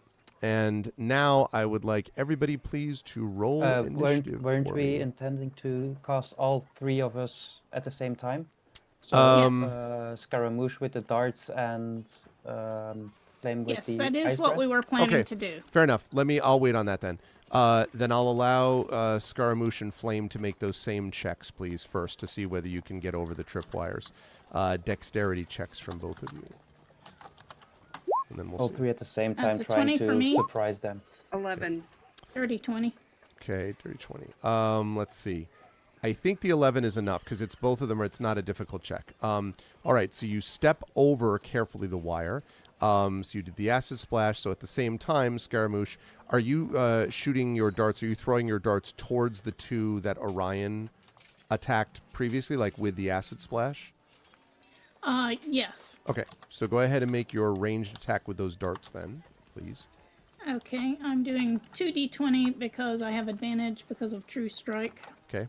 But True Strike on these obviously, darts. only one of them will count. All right, that's a 10, so probably not enough. Let's see. It was Yeah. like both of them were like both were a 10. Yeah. A 6 and a fumble. So I yeah, see. no, I don't think I'm hitting any wolves. Not on this. Not with the dart. Yeah, I would say not. Okay, so the darts miss. Flame, you are also attacking with. I'm sorry, what were you attacking with? With the Ray of Frost? Right? No, cold breath. Cold breath. What's the range on cold breath? 15-foot cone. That's not going to get there. Okay, so I'm So not close enough. correct, yeah. Because 15 feet would be, well, 5, 10, 15. You might be close enough to get here. Just this one on the outside. You definitely would not be close enough to get to the ones that they just No, hit. I don't want to do. If it's gonna be one, then I can use the Ray of Frost. Okay.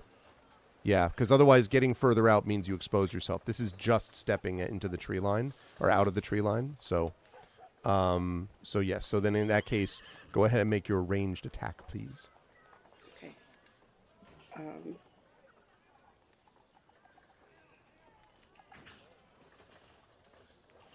Which is probably 1d20 plus 5. I think that's what you did before, right? I believe. So there's. I still am not clear on what the plus 2 proficiencies is, like where that applies. So if you're Sorry. if you're proficient with you're proficient with a spell, so you would add that. So it would be charisma, which is plus 3, I think, for you. Yes. And then Okay, plus that's 2 the for the same. proficiency. So it should be Okay. 1d20 plus 5, I think. Got it. Yeah, if it's under proficiency skills, then the +2 is already added to the skill that is listed there. So I have, for example, Arcana +5, which means that the one that it's based on, intelligence, I think, Okay. is So +3, plus and it's 2 listed as something +3. not listed if you're proficient in the thing not listed. Right. It would say Well, the things that are listed are the things that you are proficient in and have the +2 already applied to it in that list. yeah. That's right on Okay. those sheets. But it doesn't list the spells. So, but the 5 is good. Yeah, the 5 because you're making a ranged spell attack, and so that means it's plus 5 is your ranged spell attack that you have. I say, do you hear that sound? It's the eternal howling of my Ray of Frost. They turn, leap out of the way, no longer surprised. No, I'm just kidding. Okay.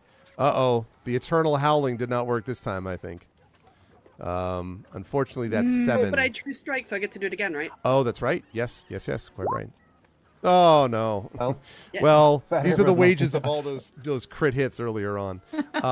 Sadly, neither the 7 or the 9 hit. So as it turns out, it was just the acid splash damage, as it turns out. Aw. But now I would like initiative rolls from everybody, please. And I'm going to turn off that pleasant music and start with the combat music. I already rolled initiative Okay. earlier when you called for it, Okay. and that was a 20. Oh, I'm very gonna nice. play Oh, yeah. this Wisdom again. Initiative No, that's dexterity, was is initiative. I'm gonna write it down so I Oh. don't forget it. Dexterity. Oh, you're right. That was a Where's the dexterity. Never mind. Oh, so it was not a I 20. mean, that was for getting over the wire. Oh, Sorry. okay. 11. Okay. 14. I forgot, what was it again? It's dexterity. Initiative? Dexterity. Dexterity. Okay. And you said 14, Triffid? Yes. Okay. Ooh, right. Orion. 19. 19. All right. Okay.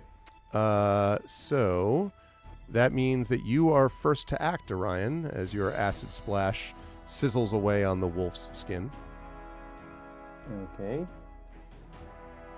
What would you like to do? I just choose the lower one of the ones that are already hit, Okay. and use a firebolt on it. Okay. Which I think is ranged spell attack.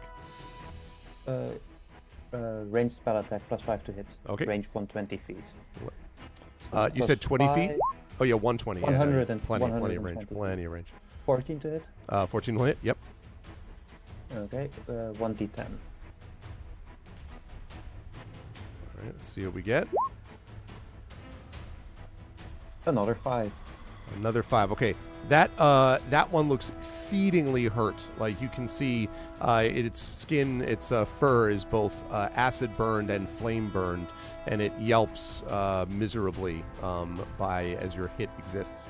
Orion, do you want to stay where you are, or do you want to move left, right, charge towards the wolves? No, I'm kidding. But I do not want to charge towards Okay. the wolves. If possible, if there aren't any tripwires in the way, I would like to try and somewhat hide behind one of the trees. problem is the tripwire's behind you. You can do that, but you're going to Fair need to enough. make another check. Then I will just stay where I am. Okay. I mean, you Try could to move. stay You could close to the shift other left behind Flame if you wanted, or something. That's up to you. But behind you directly, unfortunately, the tripwire. I will just stay where I am. Okay. Try to be close enough to the other two so that I can kind of distract the wolves if necessary. Okay. That brings us to Scaramouche, who is up next. So this one here is exceedingly hurt. That one right there. And the one above it is little hurt, and the other ones are fresh and are turned towards you unhappily. All right, since Orion did not move, I'm going to stay next to Orion so that we can provide a little bit of coverage for each other, hopefully. Okay. And, if they run up at me, I'll be ready to throw my sword, but for now, I will just throw another dart at Okay. the most wounded wolf. Okay. Go ahead and make that ranged attack, please. That's,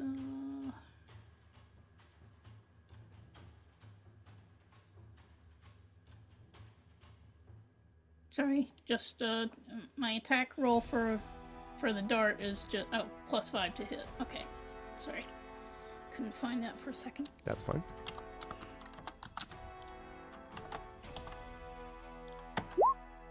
That's a 25. Wow. All right. Absolutely. So max damage. So your dart basically pierces its eye, I would say, and just it yelps and falls to the ground and expires with the power of your dart. Actually, how much Alright. damage does your dart do?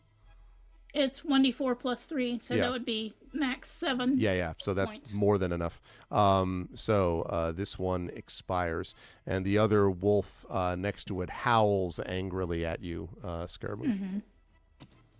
Okay, and you said you're staying close by. Now, be aware that since you made an attack, you will not be able to do a reaction, attack if it comes within certain range. You can stay close to your companion so that next turn you can provide something, but you won't be able to attack when they come close with a melee weapon since you used that action up, just now in attacking effectively with your dart. So, just want to make sure you're Right. aware of that. Yeah, I still think for party, it's better, I don't Yeah. want to just run out there by myself, so it makes sense to just stay next to the others. Logical. Yep. Okay. Makes sense to me. Okay. Flame is up next. Yeah, it's a bad Yelp review. You got it. That's cute. You're up. Okay. So, Flame, you were up. Yes, I also have some darts. Okay. So I'm going to. How many darts can I throw at once? Just one? Just one. And by the way, so you know, if you're using darts, you're using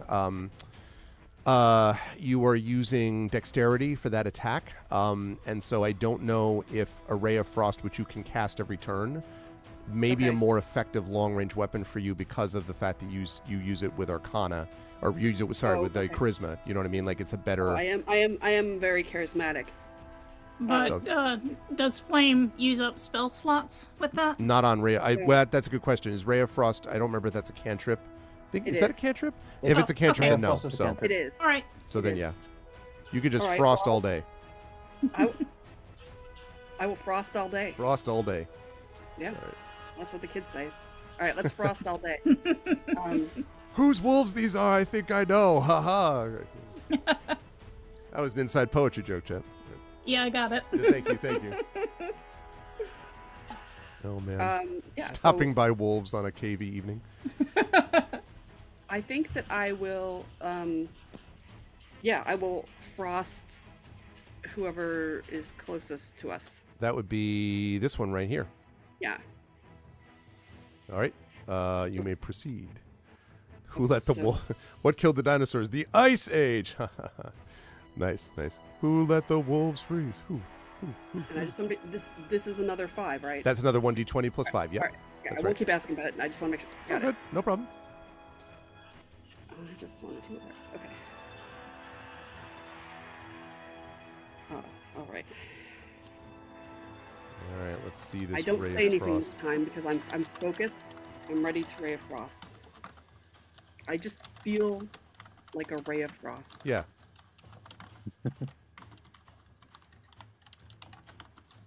Very 16.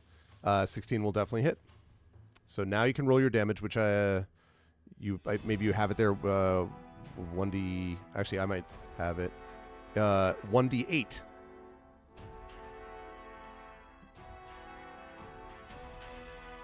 And okay, just on its own. That just on its own. Yep. And also, it will slow down this wolf as well. Yes. Ah, well. I guess I need to yell first. It's a glancing blow on this Did you wolf. hear that failure? It was the sound of my humility. I will not make that mistake again. The wolf's like, Whoosh. whirl? It okay. hits the tip of his ear. Yeah, exactly. It's like, my tail. Okay, Flame, are you going to stay where you are, or are you going to move left or right? Again, you can't really move behind you because of the tripwire. You could, but you just need to make another check.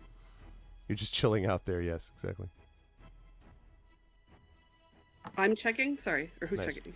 No, if you want to step directly backwards, if you want to move to the left or the right, or just stay where you are, that's fine. But you do have I 30 would feet of actually movement like left. to. I think I want to. I think I heard Scaramouche saying that they might be willing to move forward. So actually, I think I am going to move forward a bit. Okay, how far? Each of these squares is 5 feet, so you could run right up here, right next to the what? No, I'm just kidding. I assume you don't want to do that. Well, you Uh, could. You I could. mean, can I go like up here?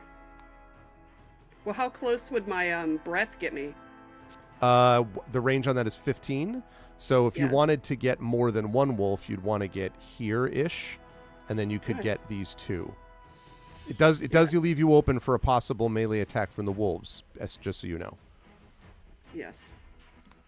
I am unconcerned with these wolves. I am brave. Okay. Well, so this wolf, you having moved towards it, leaps towards you growling. It has a orange scarf wrapped around its neck. And it is going to attempt to attack you by leaping up.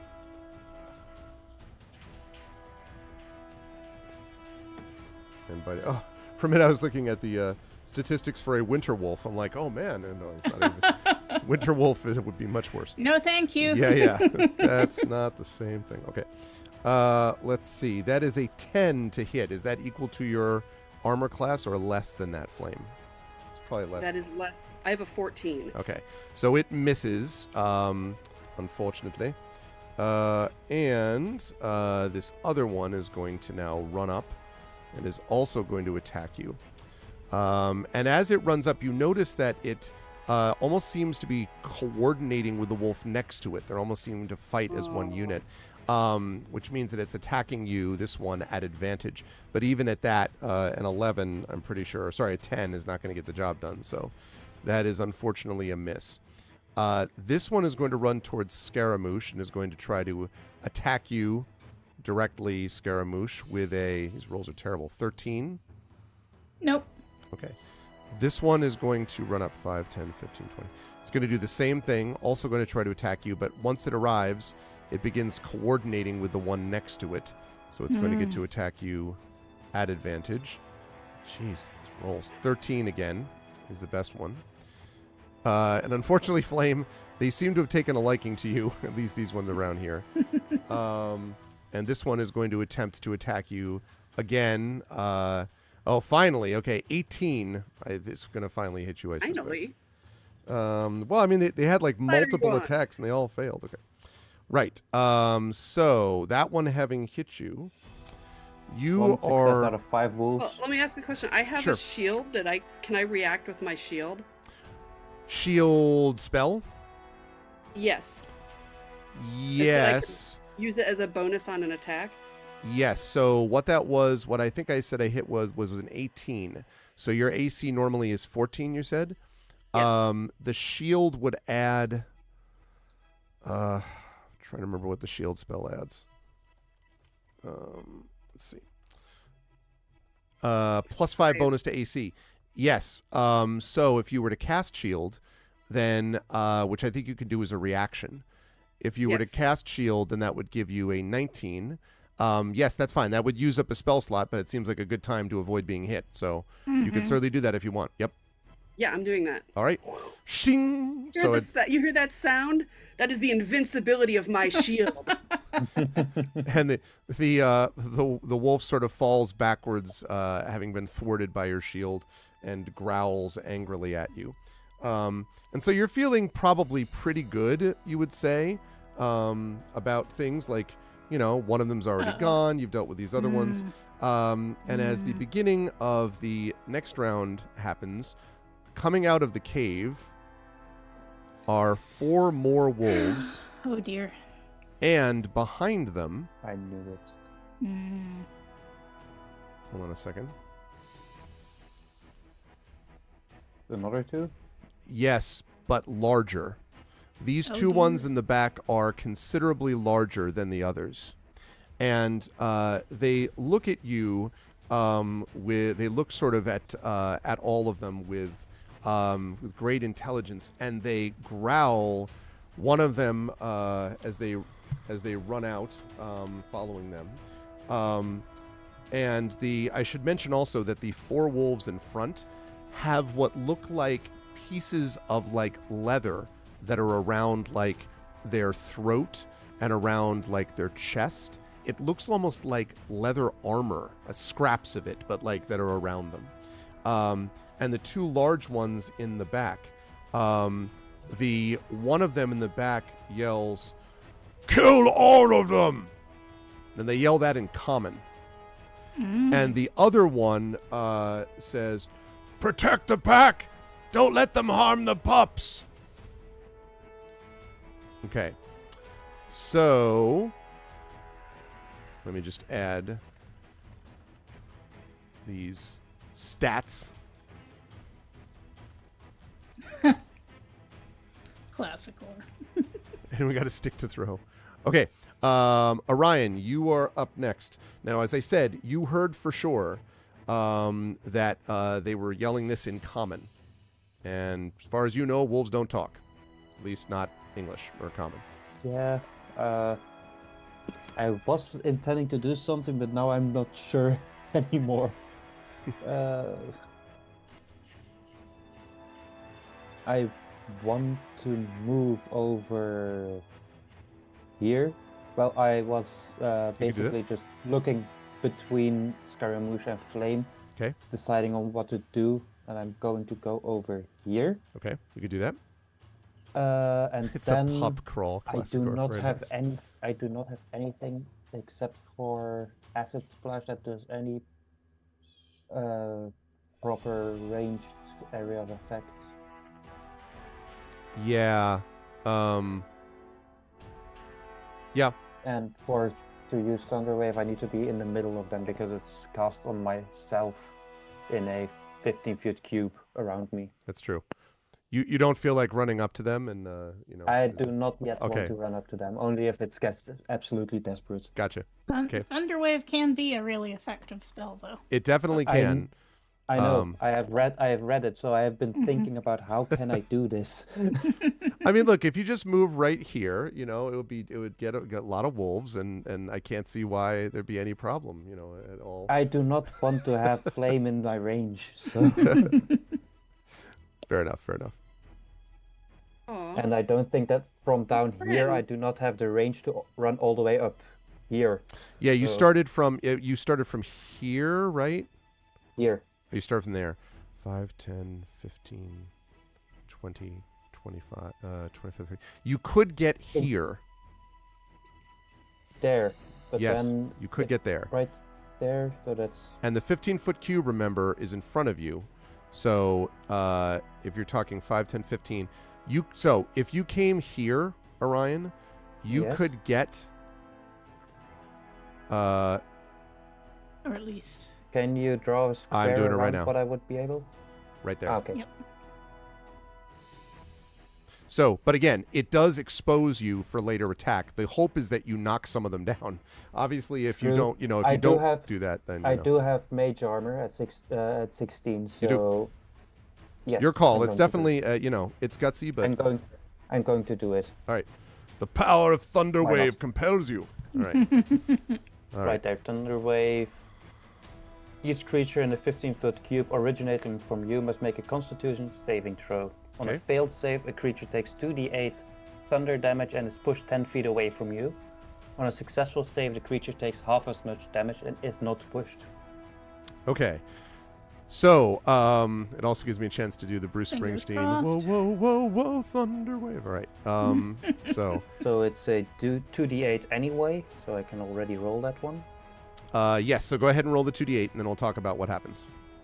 I have now rolled their saving throws. 15 Yeah. Wow. Okay. out of a maximum of 16. Okay. So- Very nice. Okay, so this one does make its save, so it is only going to take 8 of that damage. It's 15, so yeah, round up. So 8 of that damage, which still hurts it, but it doesn't get pushed.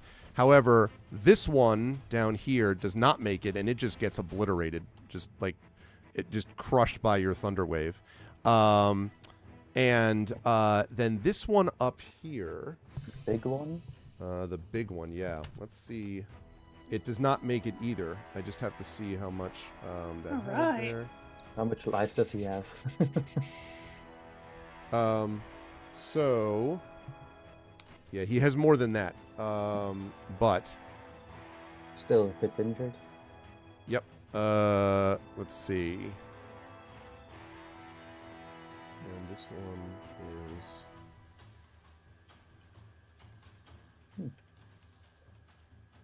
Okay. Right. Okay. So, and something else you notice about this is that this one, which was the one that yelled "Kill the Hunters," has a streak of red through its gray fur, Orion. And it does not make its save, so it is hit for that 15 points of damage, and it's pushed. How far did you say? 10 feet 10 feet. So 5, against 10. the wall, basically. Yeah, basically back into there. Yep.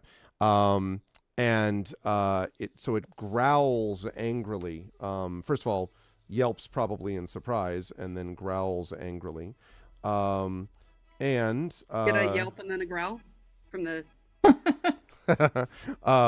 you like it's first the yelp, then the growl after hitting the wall. I just wondered what it sounded like, but that's okay. Oh, whoop! Basically, well, it's actually whoop, and that's not loud enough. Whoop, and then that's basically the growl. And so that is there. The other one says yells back, "Flame." Now it yells it at the one with the red, with the orange streak through its fur. And you notice for the first time that this large one, has a streak of blue through its fur, like, silver blue through the gray. All right, good stuff, Ryan. Very effective. And now a bunch of wolves are looking at you angrily, but still, very effective up to this point. All right, Scaramouche, you've got 2 wolves on you. Right. I will attack the one on my right. Okay. But I'm going to be using my rapier now, and I specifically want to cut through the cloth that you said was wound around one of its legs Yes. or neck or you something could, you like could try that. for that. Yep. That's going to Yeah. give you a little bit of a, be aware it's going to give you a bit of a negative. It's sort of like a called shot. So you're looking at like a negative 2 to do that. But otherwise you can do that for sure. All right. With my rapier, I'm +5 to hit, and So- also fighting style dueling when I'm only using one hand. Not a two-hand, not a weapon and shield or something like that. I Right. get another +2. So those are, I think, gonna Counteract. So you should have a 5 counteract. total, I think. So I'm just +5. Yep. I love it.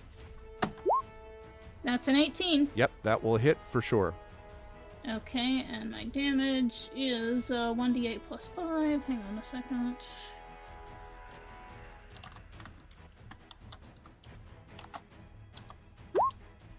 7. Okay. This was, I think this one is the one that you had already, that was already hurt, I believe. If I'm reading my own notes properly. So what that means is that that is enough to kill that one. And it drops yelping. All right, so I didn't notice anything special from cutting through you the did cloth. not. Okay. No. All right. Okay, and that just leaves the one in front of you, but we'll talk about that. I assume now you could like move 5 feet one direction or the other without attack opportunity. I'm going to do an action surge and take an additional action. Nice. Time. Which I'm guessing is an attack. Yes. All right. Yes, I'm going to attack the other one. Okay. And I'm not going to try for a called shot this time since that didn't seem to have any effect. Yep. So it's Plus 7. Is that what you're 20 looking at? plus 7. Nice. Yes. Oh. That's a 27. Wow. Yep, that's a lot of hit. What damage is that? 20.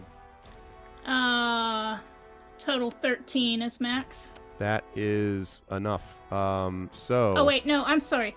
The +2 bonus is to damage rolls, not to hit rolls. Okay. Would I still have hit the wolf before? Yes. That Okay, still would have hit. All right. All right. So in Would've been that a case, 16, it's so that's fine. a total of 15 Okay. points against this wolf. Yeah, so you kill that by a lot. Okay. So what that means is, all right. As soon as that happens, so as soon as that next one goes down, so you've killed about 4 of these wolves so far. I should have a move left, so I'm going to come up here. You can do that. But before you move though, this happens okay. actually instantaneously upon the death of that 4th Right. wolf. All right. This one here with the blue one, which is the one that had said to protect the pack, etc., lets out a thunderous roar and says, "This battle is not helping either one of us. Stand down and let us talk." The wolf bellows. All right. Then I'm still going to run up Okay. next to Flame and guard their flank. Okay. Speaking of Flame, your Flame. Flame, it's your turn, but you have just heard what the wolf has said, what the large wolf said. So it's up to you how you want to handle this.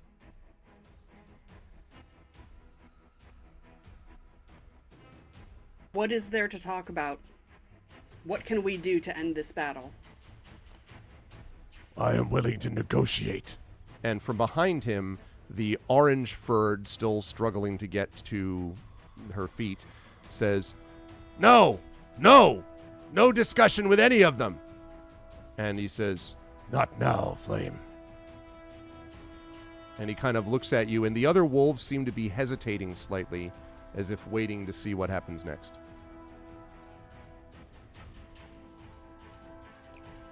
Will the talking prevent me from doing an action?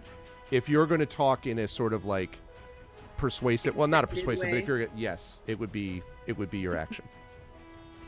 I say, tell me what you want right now because I have a cold breath ready and the sound of it is what you are about to hear for these 3 pups in front of me. Okay, so if you're going to get into that discussion, are the other Orion, Scaramouche, are you going to, in quotes, stand down? I'm keeping my sword up, but I'm not hitting while Flame is talking. Okay, Orion, what about you? I'm holding up a short sword in one hand, the wand in the other hand, and just be prepared to react if they start to attack me again. Okay. But I will not take the initiative. Okay, so let's pull us then out of initiative here. And the wolves all sort of stop and kind of wait, and you can see a couple of the wolves in front of you all. Flame, you have this sort of uncomfortable experience of having the 3 wolves kind of growling slightly at you, but then slightly pulling back. This wolf comes forward, and the other one, now back on her feet, comes forward. You can move if you want. Yes, they're not moving towards an attack way right now. Okay, I just want to gather back with the group. And Like this that sounds good. And this one with the blue says, "Come back." And these ones, their eyes on you, sort of back up slowly. And This one says, "Why have you attacked us in our home?" Why are you attacking the sheep of the village? And the other one says, the one with the red says, "We have every right to do that. This land is ours by right. You are the ones who push into our lands." And the one with the blue says, "Shh, Flame. Quiet." If you are talking wolves, you could go into the village and discuss this with the villagers. You don't have to just show up and scare them and eat their sheep. "They would kill us if they saw us," says the one with the red fur.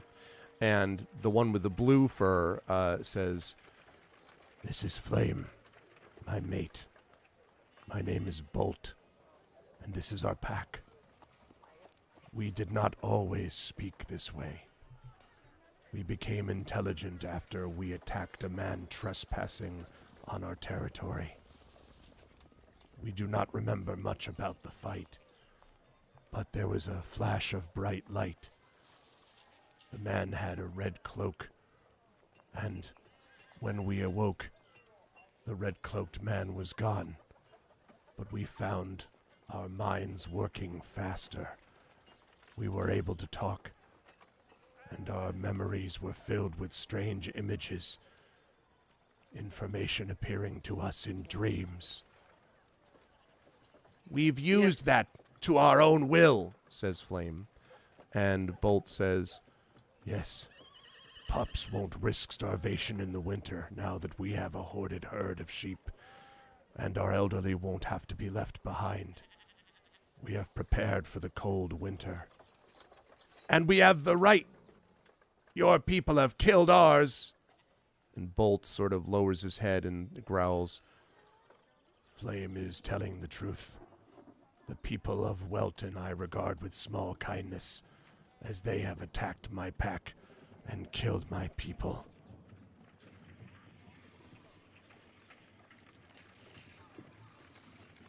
I look over at Scaramouche for a second because something that people might not know, despite my really excellent social skills, is that I can be quite intimidating. But I'm sensing here that this is actually a solution. There is a situation here that could be resolved, and Miscommunication. yes, there's some communication here. So I look over at Scaramouche and see if they have anything that they want to say in this moment. I actually do, but I don't know how to word it right now.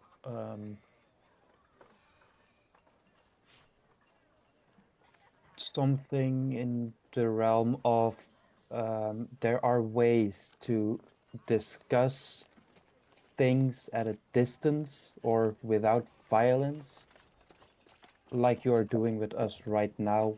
You could have done that with the people of the village as well.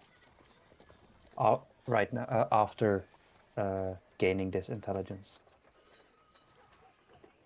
And Flame says, the other Flame, the wolf Flame says, "You think they would have waited? They would have attacked us the minute they saw us. They would not have listened to us. If they heard us talking, they would have assumed we were cursed and would have killed us even faster." And growls. And you can see that her eyes are wide and sort of teeth bared. And Bolt is much quieter, but Bolt growls slightly. I just look at Bolt and ignore Flame right now, because she is more talking out of emotion, while Bolt is more talking out of intelligence. So I'm just ignoring Flame right now and just focusing on Bolt. At least during the conversation, I'm focusing on Bolt. Okay. Yes, Scaramouche. Arvin, clarification, please. The regular-sized wolves, they're not puppies, right? They're not like puppyish, No, but large? they look to be adult wolves, but they're not as large as Bolt and Flame. Okay, but Bolt and Flame are more than just, bigger than average-sized wolves. Yes, although they don't look like dire wolves or something like that. But they do look like normal, but larger than normal, but not bizarrely out of range wolves, I guess is what I would say. All They right, do have and these colored stripes, though. And they do have the colored stripes. That's right. And none of the other wolves have Right. that. The other wolves all just have like armor or clothing of some kind around them. But Bolt and Flame have neither. They just have that streak of red and streak of blue. all right, and one more question about the wording of our oral agreement with the villagers. Did they say did we say just something like we'll solve your wolf problem? We That's didn't exactly say what we you will said. kill all the wolves, right? You didn't say that. Then right. negotiation is perfectly within our contract, and if we can make a deal with these wolves, wolves, how you say that the villagers came here, but hasn't this village been here for a long time? So Bolt says, not as long as this pack has been. It was my own father and mother who brought the pack to the forest. Then the village appeared. At first they stayed to themselves, then they began to cut back the woods, wander through the woods, driving their sheep. Meanwhile, we sat, our land removed from us, starving in our cave. They provided nothing to us, and we might well have died out, were it not for the Lightbringer, and the bringing of wisdom and speed to our minds. Once we had those, we knew how best to preserve the pack for the future. Then would you allow us to return to the village and form a solution of where these people in this village might go, of their sheep, of how you might also be fed without any more violence? He says, if we are allowed control of the woods and the uninhabited lands to the west, we will then stay within that space. We will not raid the town or raid for sheep, and we will keep the area free of other creatures. There was an owl bear here. We drove it away once we had been given our speed of mind. That would be good for the village if the villagers can be trusted not to come through the woods or the lands to the west. And Flame says, no! There should be no deal! And Bolt says, silence. You can see Flame looks very upset. I say you silence. I look over at Flame and I say, he does not have to talk to you like that. Look, we have the same name. You're probably more like, do you know it was the #1 name among Dragonborn and wolves for like actually like 15 years? I'm from the 70s, but you're probably one of the ones from the 90s when it was more popular. But I have seen you here protecting these pups, protecting the pack. I believe that you have standing here as well to allow us to have this discussion. And if you'd like, I have very strong intimidation skills, and I can talk to Bolt. You let me know. And she growls, sort of like she does not appear. She does not seem convinced by your very clear and convincing attempt. She seems very angry. You don't think, but again, her fury seems located at everything that is not a wolf, apparently. Flame is probably angry because wolves have died, but the wolves should remember that not just sheep, but also people have disappeared, people have been traumatized, the villagers, when I say people. So there's been hurt and harm on both sides, and the best thing, it seems to me that the best solution is along the lines that Bolt is suggesting. We can certainly propose your deal to the villagers, and it sounds like an excellent deal to me because, as you said, not just not attacking anymore, but actually serving as a sort of border guard for the village. I think we should be able to persuade the villagers to take this deal. Work together instead of against each other. Yes. Flame says, humans and two legs cannot be trusted. And Bolt says, we cannot stand against all of civilization, Flame. This preserves the pack and our land. And Flame growls, clearly unhappy. I would like a persuasion check from, I think, Flame versus Flame. I think we No, want I a... do have intimidation. Does that? Well, anything? but if you're... I mean, it 'Cause depends on if... she's already thrown out the whole feminism thing, so I'm done. Yeah. If you're intimidating... So you're intimidating Flame, then. Like, Flame would Yeah. be intimidating Flame. Okay. Oh yeah. Sure. What's that sound like? Oh, I gotta do it. Okay. Yeah. Hey, Flame. I tried with you. Okay. Do you hear that? That is the roaring in my blood as a dragon. I know you're here protecting your pack, but I'm gonna tell you something. We're on this side. We're gonna get the villages on our side, and we've got Bolt on our side. And I tell you what, the pups are not gonna want to have my cold breath in their face. So it's really just you right now. So I suggest that you sit down on your little hind legs and let the rest of us make a deal. I'm sure you're a good wolf, okay? But this is a time when you got to sit down. The other wolves all sort of like... are all kind of looking at each other. Go ahead and make your intimidation check. I've been working on my social skills. I'll give you +1 on that, which is mostly because the other Flame is very anti all other things. And so we will see how this works. That's a 20 plus 6. I guess that would sound right. Intimidate is +5. So yes, +6. And chat, before you do that, there is, I think Classicor may have used... Classicor, you used your Inspire already, didn't you? I think you used your Inspiration. And I don't think we have anyone else with an Inspiration in chat. That's too bad because I've never been inspired before except by Oh, the Tim word Coolish has one. great I don't know if authors. Tim Coolish is... Oh, Effect Life... And I will say, Effect I Life also can have- use one. Yes, Effect Life I can cannot- use one as I'm- long as it's not on you. I will. Okay, so you just type in chat, exclamation point Inspire, space, and then Flame. I know. Okay. It's done. Effect Life. I have never been inspired. in But this suddenly way. Effect Life has accidentally inspired the other Flame. God damn it. Oh, no. Just kidding. Oh, no, that's I'm not just how this joking. works. I'm just joking. Oh, right. Yeah, exactly. Flame is like, no, I will. Okay, yes. So go ahead and Fine. roll that plus whatever it is, +6 twice. Okay. Advantage. Hey, Flame. Sit down. Oh, But you advantage, so you get to do it again. I said sit down. I said. Yeah. Oh, that's the way it's done. So Flame kind of, and then says, I'm going to use a blatant that says, we could take by force what you are giving away. And Bolt says, war is obsolete, Flame, as we are in danger of becoming. And then Flame looks at him as like, I love Star Trek 6. Okay. Anyway. Tim Coolish seems to have inspired Blind as well. So. No, you're all good though. That inspiration already worked, Tim.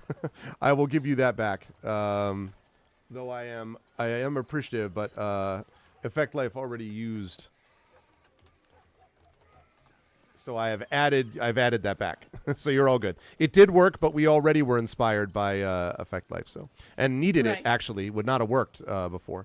Mm-hmm. So Flame stands down. So I'm going to add one more thing. Okay, sure. We're going to talk with these villagers and work to convince them to take the deal.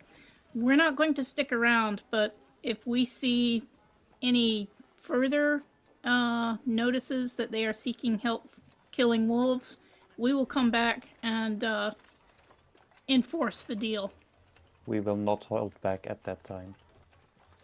And Bolt nods and says, we will maintain our end. Make sure the villagers do theirs. Yeah, bust the deal. Face the wheel. 2 wolves enter. 1 wolf leaves. Okay. So, assuming you then make your way back to the village, and here I have to say, unfortunately, I can't. We are right at time, and so I'm going to have to have you make simply the persuasion check that's necessary, because I will tell you that Merrickson is all in favor of this, and Tillis is not. Basically, Tillis, the halfling, is like, why didn't you kill the wolves or get them to leave? So I would like a persuasion check from one of you, whichever one wants to give this a shot. Normally I would only have a role plus play one. this out, but I don't have time, I'm afraid, for that. So I only have a +1. So I So- think Scaramouche should do this. okay. All both right. of you had a +3, right? Something Yeah. like that? For persuasion, I don't have any. No, I'm not good at persuasion. I have no persuasion skill. Oh, Oh, I have a +1. Flame. I don't have one that says persuasion, is it? that would be charisma based. So I you have might. 3 charisma. So I mean, technically, if we're I doing was it, just concerned because I don't, I'm still working on this whole interaction thing, but I can try. Okay. So I make the same case. I don't say it the same way. I try to take the cues from the others, from the elves, of how they Okay. would say things. I'm like, let's do it like an elf. I can do this. And I explain and I say, we will enforce this deal and you will not have any more violence. And you opposing it is simply going to cause more pain to this village. What do you say? Okay, so I would like a persuasion check, which is also charisma. So I would like a persuasion check there.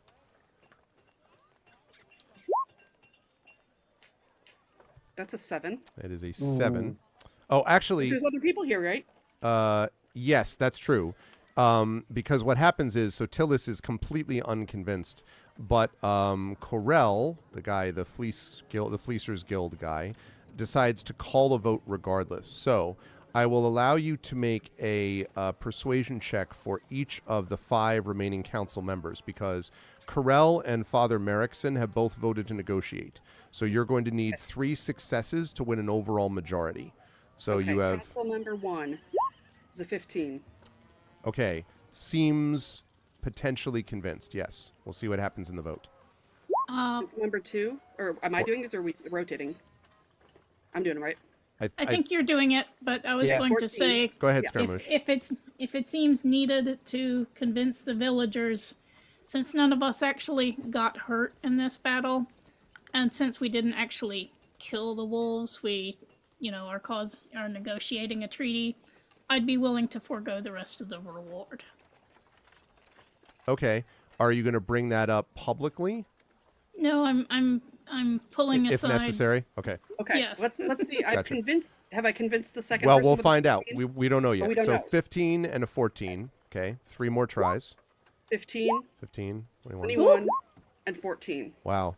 So That's that old flame charm right on there. a vote of 7-1, the one being Tillis, the council votes to agree to the treaty, and Tillis reacts. The best way to describe it is with shock and horror, and after a moment of this is you're all, this village is and he just stumbles out of the room. And I will say that Tillis never returns to Welton. Wow.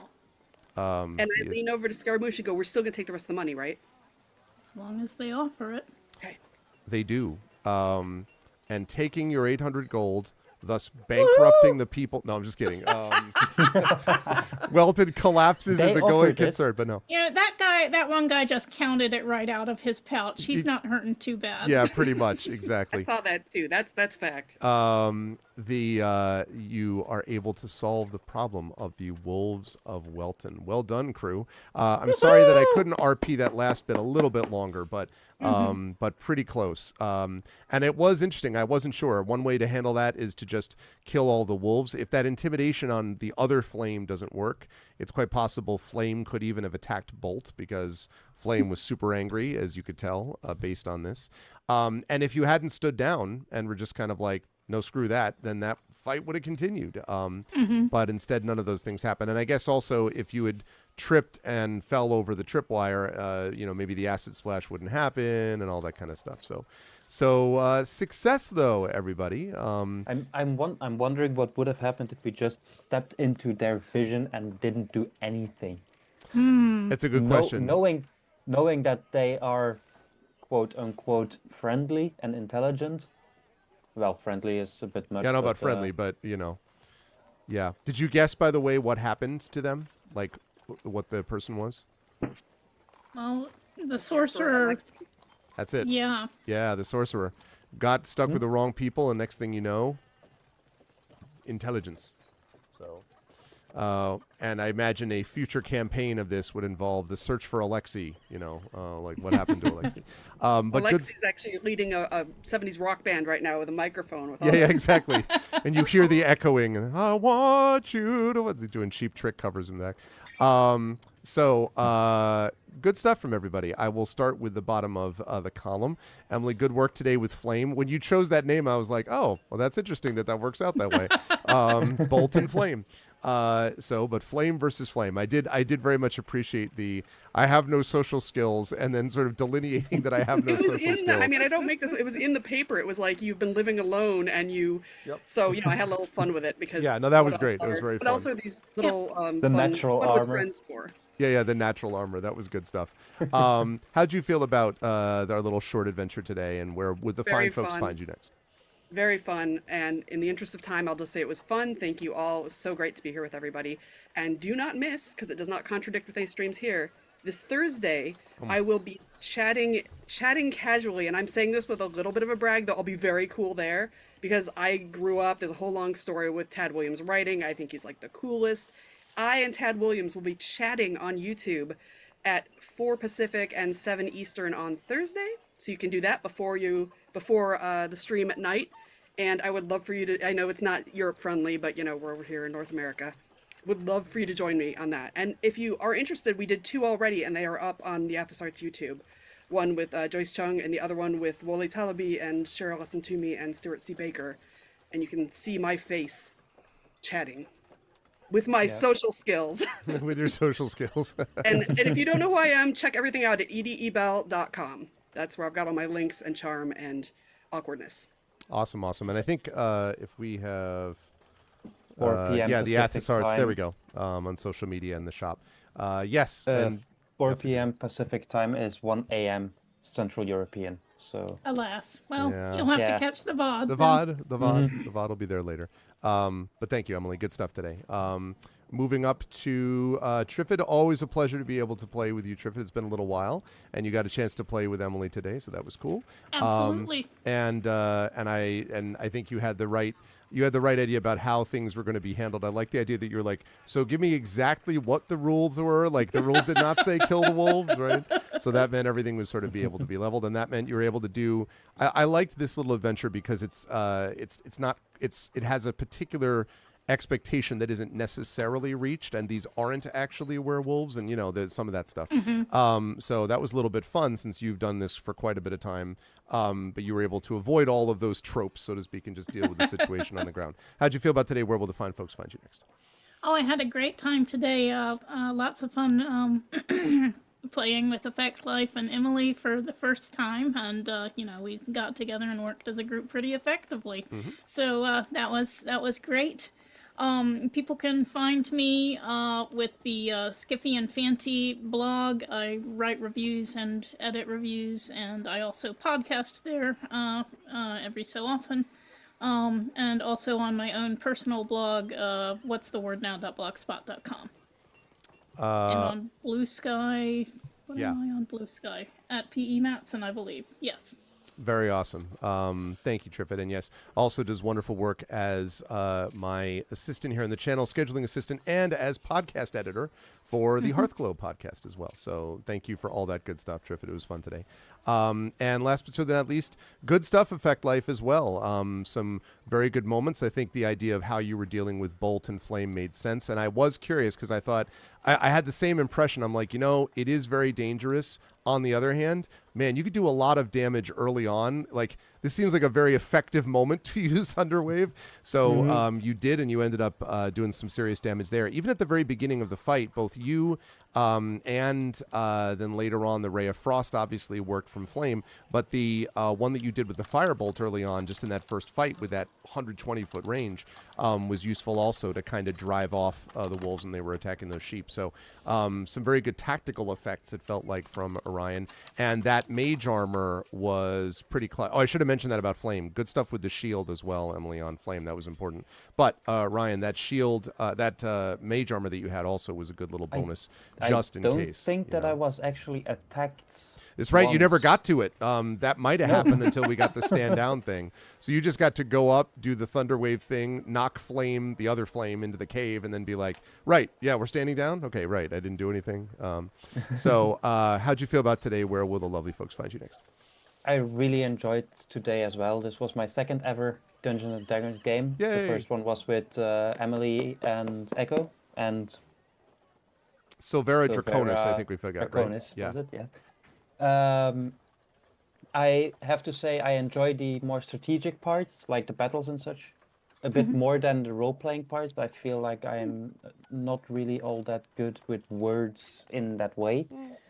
Personal feelings, but this is also part of the game and a way for me to, let's say, train it a bit more to become a bit more wordy and comfortable in actually doing the more role play stuff. So but I really enjoyed the whole game today as well. So where can you find me? Usually on Tuesday chats, in chat, and on the Discord I'm also there. So that's me. That's good stuff. Thank you, Effect Life. And thank you, chat. Can we get some love for the wonderful crew today? Good work, everybody. It was fun. Thank you for making D&D with viewers again another smashing success. Thank you to Effect Life. Thank you to Triffity Mats. And thank you to Emily the Invincible in chat. Thank you, everybody. And I will see you folks down the line. Bye for now. All righty. Good stuff. I was like, why is there cows in my... And then I'm like, oh, yeah, that's right, because they're back in the town. That's fine, but maybe we should exit the game now. I think that's the way we're going to do things. Okay. Good stuff today, everybody, but I have got to go get ready right now and get set up for more Dungeons & Dragons, which is happening in about 35 minutes over on GOG Comms Twitch channel for Pen and Pixels as we continue with By the Dice Roll, which is how I met Effect Life and Classic Or and so on in person, and playing some more Ghosts of Saltmarsh. So that's going to be starting in about 35 minutes, but remember, tonight at 9 p.m. Eastern, we will be right back here with the Our Vocalists, my amazing voice team, playing Growing Up, which is a really strange and fun game in its own way, and it's really good for the Our Vocalists with both voiceovers and everyone having some comic moments. That'll be good stuff as well. So that's happening tonight at 9 p.m. Eastern. Then tomorrow night we have Community D&D with the Shadow Crew. That's going to be awesome. And then Thursday night I'll be back with more Dark Sun Shattered Lands, and we got into a village, so we got a lot of stuff that we'll be able to do with Dark Sun Shattered Lands. Very excited for that. And Saturday, the premiere of Season 5 of Eberron Oracle of War, so that's going to be good times.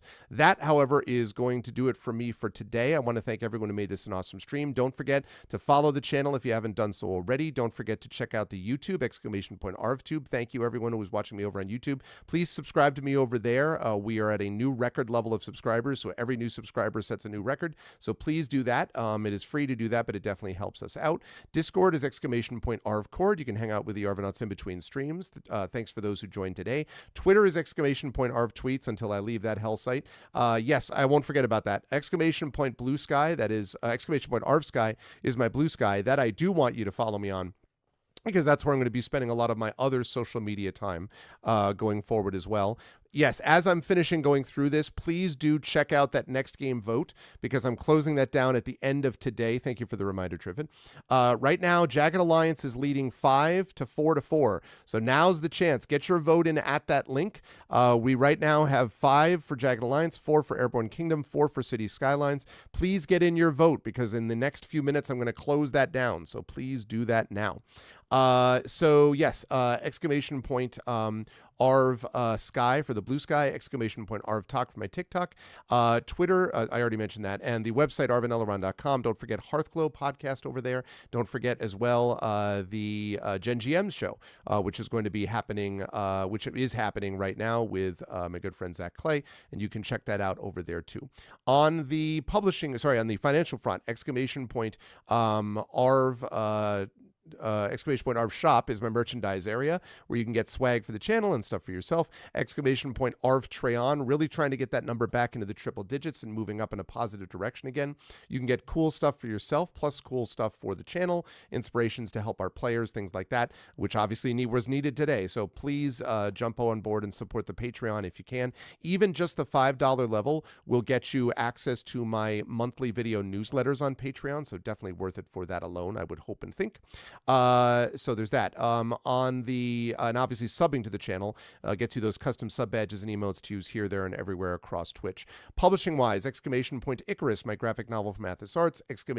Library is my Tales and Tomes in the Forbidden Library. That's my 5e adventure and sourcebook from Alligator Alley Entertainment. And Greyshade. That is my Greyshade IP, Greyshade Renegade and Heretic from Athos Arts. You can get those right now. Critically acclaimed and very well selling in the case of Greyshade in particular, has done very well. So you can get those right now. You can also get the audiobook of Greyshade from our very own Trent Sparks. And you can pre-order the tabletop role-playing game of Greyshade coming to you from Alligator Alley Entertainment and our good friend Brandon O'Brien early next year. And as always, BLM, Black Lives Matter, important to affirm and assert the significance and importance of Black lives. Help Now, the World Health Organization page on suicide prevention. Important to reach out to others when you need help and reach out to others when they need help as well. And Ukraine, Ukraine, to help the people of Ukraine as they fight back against an illegal and illegitimate war with bravery and courage, and send the message we will do so for others in the future as well. Thank you to my wonderful mods, Emily the Invincible, Prince Justin, Triffity Mats. Thank you to my wonderful Patreon supporters and subscribers, Emily, Prince Justin, Triffid, Effect Life, Classic Horror, Configuration Queen, Imaginary Exponent, and Tim Coolish. And thank you to my wonderful viewers. Thank you to Anime Wolf, to Baron Valar. Thank you to Darksteel Spork, Epic Realms, Famous Adventurer. Thank you to Gary and Kellis. Thank you to Itzarox. Thank you to Jagtris. Thank you to Kunky Gornario. Thank you to Mr. Jonas, Cubix, Ramier, and Saturnius. And most of all, thank you today to my wonderful D&D with Viewers players. Thank you to Effect Life. Thank you to Triffity Mats. And thank you to Emily the Invincible for joining me for D&D with Viewers. And thank all of you for watching. I will see you folks over in a half hour over on GOG Comms channel for Pen and Pixels and by the Dice Roll playing some D&D with Ghosts of Saltmarsh. And then back here tonight at 9 p.m. Eastern for more of the Our Vocalists with Growing Up. Otherwise, everyone, as I always say, please be good to each other, and I'll see you folks soon. Bye for now.